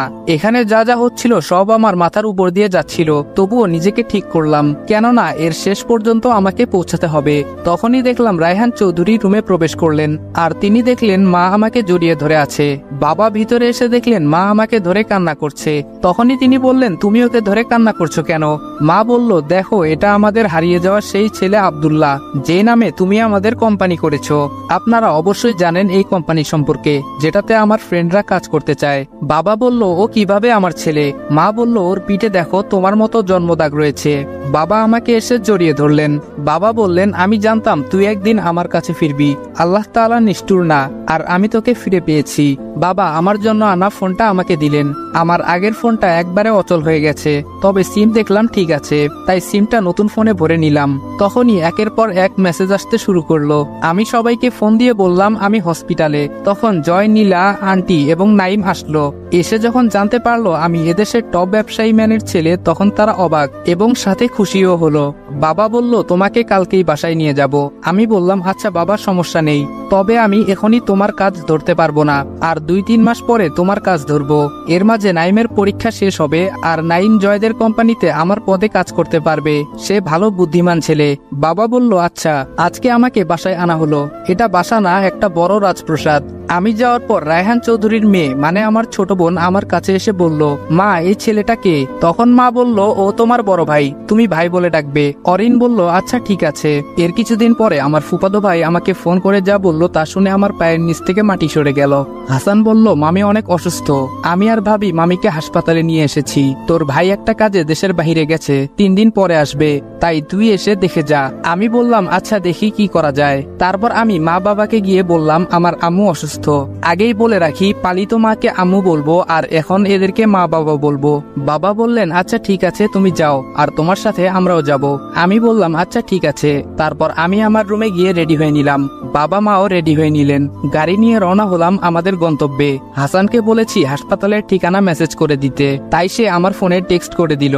এদিকে যখন মাঝপথে পৌঁছলাম তখন জয় আমার ফোনে ফোন করে বলল, কিরে আজকে এখনো অফিসে আসলি না কেন? নাকি কোনো সমস্যা? আমার আম্মু অসুস্থ, তাই তাকে দেখতে যাচ্ছি, এজন্য অফিসে আসতে পারবো না আজকে। জয় বলল, আচ্ছা ঠিক আছে, তো কবে থেকে আসবি? আমি বললাম কালকেই জয়েন করব। জয় বলল, আচ্ছা ঠিক আছে, ভালো মতো আসবি। আমি বললাম আচ্ছা। প্রায় 3 ঘন্টা জার্নি করার পর আমরা গন্তব্যে পৌঁছলাম। আম্মুকে বেডে শিফট করা হয়েছে। আম্মুর তেমন কিছু হয়নি, শরীর দুর্বল থাকার কারণে অজ্ঞান হয়ে গিয়েছিলেন। আমরা একজন নার্সকে জিজ্ঞাসা করলাম 309 নম্বর রুমটা কোথায়। সে দেখিয়ে দিল। আমি রুমের দরজায় গিয়ে নক করি। আমি বললাম ভেতরে আসবো? ভাবি বলল, হ্যাঁ আসো। ভাবি বললেন, তোমাদের আসতে কোনো সমস্যা হয়নি তো? আর তোমার সাথে এনারা কারা? চিনতে পারলাম না। আমি বললাম ওনাদের চিনতে পারবে, আগে আম্মুর জ্ঞান ফিরতে দাও, সবাইকে একত্রেই বলবো। ভাবি বলল, আচ্ছা ঠিক আছে, তোমার যা ইচ্ছে। কিছুক্ষণ পরে দেখলাম মায়ের জ্ঞান ফিরছে। তিনি চোখ খুলে আমাকে দেখলেন। আমি বললাম, কেমন আছো আম্মু? আম্মু বলল, তোকে ছাড়া কিভাবে ভালো থাকি বল, এখন একটু সুস্থ আছি। আমি জানি তোকে অপবাদ দেওয়া হয়েছে, কিন্তু আমার তো কিছু করার ছিল না। সেই সময় আমিও তোকে ভুল বুঝেছিলাম। তারপর থেকে প্রতি রাতে তোর জন্য দোয়া করতাম যেন তুই ভালো থাকিস। তোর সাথে ওনাদের তো চিনলাম না, ওরা কে? আমি বললাম, আম্মু ওনারা আমার বাবা মা, ওনাদের হারিয়ে যাওয়া সন্তান আমি। কিন্তু তুমি তো বলতে আমি তোমাদের ওই সন্তান। আমি তো এটাও বুঝতে পারিনি, যদি আমি ওনাদের সন্তান হই তাহলে তো আমাদের এখানে সবাই জানবে, আর আমিও কোনো না কোনো ভাবে জানতে পারতাম, কিন্তু তা তো হলো না। আমাকে একটু বলবে আমি আসলে উনাদের সন্তান কিনা? আম্মু বলল, তুই আমাদের সন্তান না, তবে উনাদের সন্তান কিনা তা বলতে পারবো না। আমি বললাম, তাহলে তো আমাদের আত্মীয়রা কেউ তো জানে না। আম্মু বলল, তারা কেউ জানে না, শুধু জানতাম আমি, তোর বাবা আর তোর বড় ভাই। মা আর ভাবি আমাকে থাকতে বললেন, কিন্তু আমি থাকলাম না অপবাদের জন্য। যেদিন সবকিছু ঠিক হবে সেদিন আমি আসব। এরপরে আমি আর বাবা মা সেখান থেকে চলে আসলাম। যদিও আসতে মন চাইছিল না, তবুও আসতে হলো। পরের দিন আমি চলে গেলাম অফিসে। জয় বলল, কি রে আন্টি কেমন আছে? আমি বললাম, ভালো, শরীর দুর্বলের জন্য একটু অসুস্থ হয়ে গিয়েছিলেন। জয় বলল, ও আচ্ছা। সেদিনের মতো কাজ করে এসে পড়লাম বাসায়। রাত্রে খাবার খেতে বসে বাবা আমাকে বললেন, কালকে আমাদের অফিসে কিছু নতুন লোক নেওয়া হবে, আমি চাচ্ছি তুমি চাকরির পরীক্ষা নাও, আর তোমাকে কালকেই সবার সাথে পরিচয় করিয়ে দিব। আমি বললাম, না বাবা, আমি নিব না, তুমি আমার জন্য ইন্টারভিউ এর ব্যবস্থা করে দাও, বাকিটুকু আমি দেখে নিব। বাবা বলল, তুমি যা বলবে তাই। আমি বললাম, তবে হ্যাঁ, আমাকে কালকে তুমি পরিচয় করিয়ে দিবে না, যা কিছু করার আমি করে নিব। বাবা বলল, ঠিক আছে। তারপর বাবা অফিসের কেরানিকে বলল একটা ফাইল তৈরি করতে, তিনি পরিচয় দেননি। পরের দিন বাবা তার গাড়িতে করে চলে গেলেন। এদিকে আমি একটা রিক্সা করে রওনা দিলাম আমাদের কোম্পানির উদ্দেশ্যে। যাওয়ার সময় আমার প্রয়োজনীয় কিছু কাগজপত্র নিয়ে নিলাম। ওখানে যাওয়ার পর পিয়ন বলল, আপনি মনে হয় চাকরির জন্য এসেছেন? আমি বললাম, পিয়ন বলল, ওয়েটিং রুমে বসে থাকেন, আরো 30 মিনিট পরে শুরু হবে। আমি বললাম, আচ্ছা। আমি ওয়েটিং রুমের দিকে পা বাড়ালাম। ওখানে গিয়ে দেখি আমার মতো আরো 30-40 জন বসে আছে, যেখানে মাত্র 15 জন লোক নেওয়া হবে, যার মধ্যে 5 জন কম্পিউটার সাইটে, অন্য 10 জন সাধারণ কর্মকর্তা। আমি কাজের জন্য এসেছি সাধারণ কর্মচারীদের সাথে, একত্রে কথা বলছে একে অপরের সাথে, কেউ বা ভালো দিক আবার কেউ বা মন্দ দিক। আমি আমার মতো করে মোট 15 জনকে সিলেক্ট করলাম, যা আপনাদের না জানলেও চলবে। 30 মিনিট পরে পিয়ন এসে বলল, আপনারা 3 জন করে ভেতরে যান। এরপরে যেতে থাকলো, আর বেরোনোর সময় পিয়ন বললেন বাহিরে অপেক্ষা করতে, যারটা ভালো হবে তাদের রাখবে। সবাই যাওয়ার পরে শেষে আমি সহ মোট 3 জন প্রবেশ করলাম। ভেতরে গিয়ে দেখি তারা 2 জন ইন্টারভিউ নিতেছে। আমাদের সিটে বসতে বললে আমি গিয়ে সিটে বসে পড়ি। তারা 2 জন আমাদের অনেক প্রশ্ন ধরলো, আমি আর আরেকজন পারলাম, কিন্তু তৃতীয় জন ঠিক মতো উত্তর দিতে পারলো না। আপনারা এখানে চাকরি করতে চান, যে কারণে ইন্টারভিউ দিয়েছেন এবং উত্তর ভালো মতো দিয়েছেন, কিন্তু আপনারা এদেশের সবচেয়ে ভালো বা প্রথম স্থানে থাকা কোম্পানিতে চাকরি করতে এসেছেন, এজন্য কিছু তো দিতে হবে। আমি বললাম, কত দিতে হবে? প্রশ্নকর্তা বলল, এই ধরেন 10 লাখ। তৃতীয় জন বলল, আমি দিতে পারবো, তাহলে কি আমার চাকরি হবে? প্রশ্নকর্তা বলল, হয়ে যাবে। দ্বিতীয় জন বলল, আমি কিভাবে দিব, বাবা মা গরিব, দিন এনে দিন খায়, এত টাকা কিভাবে মিল করে দিব, আমার ছোট একটা বোনও আছে, আমার তাহলে মনে হয় চাকরিটা হবে না। প্রশ্নকর্তা বলল, তাহলে আপনি আসতে পারেন, টাকা দিলে চাকরি হবে, নতুবা হবে না। তৃতীয় ব্যক্তি উঠে চলে যেতে লাগলো। আমি বললাম, আপনি কোথায় যাচ্ছেন, আর কে বলেছে আপনার চাকরি হবে না? যারা আপনার চাকরির জন্য ইন্টারভিউ নিয়েছিল তারা তো চলে যাবে। আমার কথা শুনে তারা হাসতে থাকলো। তাদের ভিতরে একজন বলল, তুমি আমাদের উপরে কথা বলো, তোমাকে এখনই বের করে দেওয়া হবে। আমি একটু ঢং করে বললাম, আমি আপনাদের নামে বলবো, তাহলে আর আপনাদের রাখবে না। ওরা আমার কথা শুনে হাসতে লাগলো। আরেকজন বলল, টাকা দিলে তোরও চাকরি হবে, না হলে এখান থেকে চলে যা। আমি আমার রাগ কন্ট্রোল না করতে পেরে তাদের থাপ্পড় দিয়ে দিলাম। এর আগে আমি আমার ফোনে বাবাকে মেসেজ দিয়েছিলাম এখানে আসতে। তারা যখন সিকিউরিটি ডেকে আমাকে বের করে দিবে তখন বাবা বললেন, কি হয়েছে এখানে? প্রশ্নকর্তা বলল, দেখুন স্যার, আমরা ভালো মতো পরীক্ষা নিয়ে চাকরি দিতে চাচ্ছিলাম, কিন্তু সে কোনো প্রশ্নেরই উত্তর দিতে পারছিল না, আরো টাকা দিয়ে চাকরি দিতে বলেছিল। আমরা না করায় আমাদের দুজনকেই থাপ্পড় মারে। ওদের দুজনের কথা শুনে বাবা হেসে দিলেন আর ঘটে যাওয়া ভিডিওটা দেখালেন। আমি আসার আগেই একটা ক্যামেরা আমার শার্টে লাগিয়ে রেখেছিলাম, যা সরাসরি বাবার ফোনে কানেক্টেড করা ছিল। বাবা বললেন, যার কোম্পানি তাকেই চাকরি থেকে বের করে দিবে। বাবার কথা শুনে ওরা দুজন ঘাবড়ে গেল। এরপরে দুজনকে চাকরি থেকে বের করে দেওয়া হয়, আর আমি যে 15 জনকে সিলেক্ট করেছিলাম তাদের চাকরি দিয়ে দেয়। তাদের মধ্যে যারা ছিল তাদের প্রত্যেকেই গরিব। সেদিনের মতো কেটে যায় দিনটা। পরের দিন যখন অফিসে গেলাম তখন সবাই আমাকে রেসপেক্ট করছে, কেননা এখন আমি তাদের নতুন বস। দিনগুলো ভালো মতোই কাটতে থাকে। এভাবে আমাদের ফাইনাল পরীক্ষাও শেষ হয়ে যায়। বলে রাখা ভালো, আমি মোটামুটি 100 জন সদস্য এর একটা গ্যাং তৈরি করে ফেলেছি, কেননা আমাদের কোম্পানিটা যেহেতু এদেশের টপ, তাই আমি গ্যাংটা তৈরি করেছি। তবে এ ব্যাপারে কেউ জানে না, এমনকি আমার কাছে যারা কাজ করে তাদের একজন ছাড়া বাকি কেউ চিনে না। আর এই গ্যাং এর লিড সেই দেয়, তার নাম আরিয়ান। আরিয়ানই শুধু আমাকে চিনে, খারাপ কোনো কাজে তারা নেই। সকলে অনেকটা খেটে খাওয়া পরিবারের ছেলে অথবা অনাথ, তাই তারা বিশ্বাসঘাতকতা করবে না, এটা আমার বিশ্বাস। এর মাঝে একবার অনন্যার বাবার সাথে দেখা হয়েছিল। আমি বললাম, আঙ্কেল, আমি অনন্যাকে বিয়ে করতে চাই, আপনি চাইলে আমার বাবা মাকে আপনাদের বাড়িতে পাঠাবো, যদি আপনি কিছু মনে না করেন। আঙ্কেল মনে মনে একটু হেসে বলল, না, তা কখনো সম্ভব নয়, কেননা আমি আমার বন্ধুর ছেলের সাথে অনন্যার বিয়ে ছোট থেকে ঠিক করে রেখেছি, এখন আমার কিছুই করার নেই। আমি উনার কথা শুনে স্তব্ধ হয়ে গেলাম। আমার কাছে কেন যেন নিজেকে খুব ভাগ্যবান মনে হচ্ছে, কেননা আমার সাথে সব সময় এমন হয়। ওদিকে অনন্যার বাবা অনন্যার অবস্থা দেখে আমার কথা বলে দিয়েছে, যে কারণে এখন সে আগের মতো আছে, শুধু আমারই অজানা। এদিকে বাবা আমার বিয়ের ব্যাপারে আলোচনা করছে মার সাথে। আজকে অফিসে যাচ্ছি, কিছু লোক নেওয়া হবে এজন্য। আমি ফাইলগুলো দেখছিলাম, তখনই 3টা নাম দেখে আমার চোখ আটকে গেল। তাদের জন্য আমি বিশেষ কাজের ব্যবস্থা করলাম, কেননা তারা 3জন হলো রাহাত, মেহেদি আর হাসিব, সেই পুরনো বন্ধুগুলো। আরো যে কয়জন ইন্টারভিউ দিবে তাদের ইন্টারভিউ কক্ষে পাঠিয়ে দেওয়া হলো। আমি পিয়নকে ডেকে তাদের 3জনকে পাঠিয়ে দিতে বললাম। যদিও ওদের সাথে মাঝে মাঝে আমার দেখা হয়েছে, কিন্তু আমি এখানকার সিইও তা বলিনি, শুধু বলেছি অন্য একটা কোম্পানিতে কাজ করি। সেই 3জন হারামি বন্ধু বলল, স্যার আসতে পারি? আমি বললাম, হ্যাঁ আসতে পারেন। আমি মুখে রুমাল বেঁধে নিয়েছিলাম, যে কারণে তারা কণ্ঠ অনুধাবন করতে পারেনি এবং চেয়ারটা উল্টো দিকে ঘুরে থাকায় আমাকে দেখতে পারেনি। আমি বললাম, আচ্ছা, আমি আপনাদের জন্য স্পেশাল কাজের ব্যবস্থা করেছি, যেন আমার পাশে সবসময় থাকতে পারেন। আমি কেনই বা আপনাদের এখানে দিলাম বলতে পারেন? তারা বলল, আমরা এখানে কাজের জন্য সব করতে পারবো। আমি বললাম, আপনাদের তো এখানে চাকরি করার ইচ্ছে অনেক আগে থেকেই। আমার কথা শুনে তারা অবাক। তারা বলল, আপনি জানলেন কিভাবে? আমি রুমালটা খুলে যখন তাদের দিকে তাকালাম তখন তারা বলল, তুই এখানে? তুই না অন্য একটা কোম্পানিতে চাকরি করতি, কেমনে কি? আমি বললাম, না, এটা আমার কোম্পানি। তোদের জন্য যে সারপ্রাইজটা রেখেছিলাম তা কেমন উপভোগ করলি? 3জন বলল, মামা, তুই একেবারে পাক্কা খেলোয়াড়। তারপর আমি তাদের আমার স্পেশাল অ্যাসিস্ট্যান্ট পদে চাকরি দিলাম, যেন আমার সাথে থাকতে পারে। এভাবেই কাটতে থাকে দিনগুলো। এখন বাবা আমাকে বিয়ের কথা বলেছেন। বাবা বললেন, তোমার জন্য একটা মেয়ে দেখে রেখেছি, তার সাথে তোমাকে অনেক মানাবে, তুমি চাইলে তার ফটো দেখতে পারো। আমি বললাম, না বাবা, দেখা লাগবে না, তোমাদের পছন্দই আমার পছন্দ, যার সাথে বিয়ে দিবে তাকেই আমি মেনে নিব। বাবা বললেন, এই না হলো আমার ছেলে। বাবা মুচকি হেসে স্থান ত্যাগ করলেন। সেই হাসিতে কিছু রহস্য আছে যা আমি জানি না, তবে আপনারা অবশ্যই জানেন।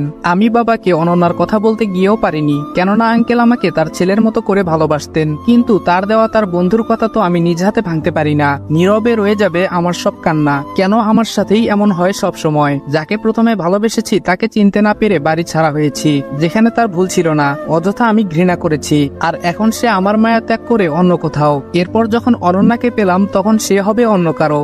আমি ডুব দিলাম ঘুমের অতল সমুদ্রে। প্রথম ভালোবাসা কিভাবে আমার জীবন থেকে চলে গেছে বহুদূর। ঘুরে আসা যাক বছর 2 আগে, যখন জান্নাতের লেখা চিঠিটা পেয়েছিলাম। সেখানে কি লেখা ছিল পরে বলছি। আমার ফোনে একটা ফোন আসলো, তাকিয়ে দেখি হাসান ফোন দিয়েছে। কিছু না ভেবে ফোনটা রিসিভ করলাম। বললাম। আমি বললাম, হাসান বল, কেমন আছিস? হাসান বলল, আমি ভালো আছি, কিন্তু ওই দিকের খবর জানিস তুই? আমি কিছুটা উত্তেজিত হয়ে বললাম, কেন, কি হয়েছে? হাসান বলল, জান্নাত আর নেই। ওর কথা শুনে আমি বসে পড়লাম। ঠিক যে ভয়টা পাচ্ছিলাম তাই হলো। আল্লাহ কেন বারবার আমার সাথেই এমন করে? একটা মিথ্যের জন্য সবকিছু হারিয়েছি, এখন তাকেও। আমার চোখ দিয়ে কয়েক ফোঁটা অশ্রু গড়িয়ে পড়ল। না, আমাকে শেষ বিদায়টা দিতে হবে। তাই দেরি না করে আমি, জয় এবং মারিয়া বেরিয়ে পড়লাম চিরচেনা গন্তব্যের উদ্দেশ্যে।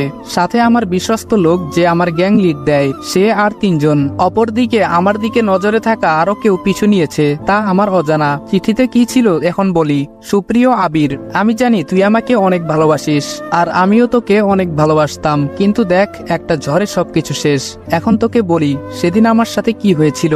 সেদিন তুই যখন বাসায় ছিলি না, তোর ভাই আমাকে জোর করে শারীরিক সম্পর্ক করতে বলে, কিন্তু আমি রাজি হইনি প্রথমে। তখন তোর ভাই বলে, তুমি যদি আমার সাথে শারীরিক সম্পর্ক না করো, তাহলে তোমার ভালোবাসাকে চিরদিনের জন্য হারাতে হবে, যার কারণে তুমি দায়ী থাকবে। তখন আমি শুধু তোর কথা ভেবে রাজি হয়ে যাই। আমার জীবনের থেকে আমি তোকে বেশি মূল্য দিয়েছি, কিন্তু আমি তোকে বলতে পারিনি, শুধু তোকে বাঁচানোর জন্য, কেননা তোকে আমি ভালোবাসি। এরপর দেখ, তোর সাথে আরো কয়েকবার দেখা হলো, কিন্তু আমি কিছু বলতে পারিনি, কেননা তখন আমার প্রতি তোর শুধু ঘৃণা ছিল, আর তুই শুনতেও চাসনি। এবার কাজের কথায় আসি। জানি না যখন তুই এটা পড়বি তখন আমি পৃথিবীতে থাকবো কিনা। আমার ক্যান্সার ধরা পড়েছে অনেক আগে। কিছুদিন আগে ডক্টরের দেওয়ার সময়টাও শেষ হয়েছে। এখন যতটুকু আছে তা শুধু বোনাস। আগে কত স্বপ্ন দেখতাম তোকে নিয়ে ঘর বাঁধবো, আমার সেই স্বপ্নগুলো অপূর্ণই থেকে গেল। তোর কথা ছাড়া কাউকে ভাবতে পারিনি। পারলে আমাকে ক্ষমা করে দিবি। ইতি, তোর ঘৃণায় থাকা আমি। এটা পরে আমি তার কাছে যেতে চেয়েছিলাম, কিন্তু তা পারিনি। অফিসের খুব গুরুত্বপূর্ণ কাজে আটকে গিয়েছিলাম। ভেবেছিলাম 3 দিন পরে গিয়ে তাকে একটা সারপ্রাইজ দিব, কিন্তু তা অপূর্ণ থেকে গেল। এজন্যই যে ভয়টা পাচ্ছিলাম তাই হলো। এদিকে আমাদের গাড়িটা এসে থামলো জান্নাতদের বাড়ির পিছনে। আমরা গাড়ি থেকে নেমে গেলাম। মা, ভাই, ভাবি এসেছে। আমাকে দেখে কেউ কিছু বলল না, তবে মামা বা জান্নাতের আব্বু আমাকে একান্তে ডাকলেন। মামা বললেন, শুনো, জান্নাত আমাকে সবকিছু বলেছে, যা অন্য আর কেউ জানে না। তুমি তাকে ক্ষমা করে দিও। মা আমার অনেক কষ্ট করেছে। আমি কিছু না বলে মামাকে ধরে কেঁদে দিলাম।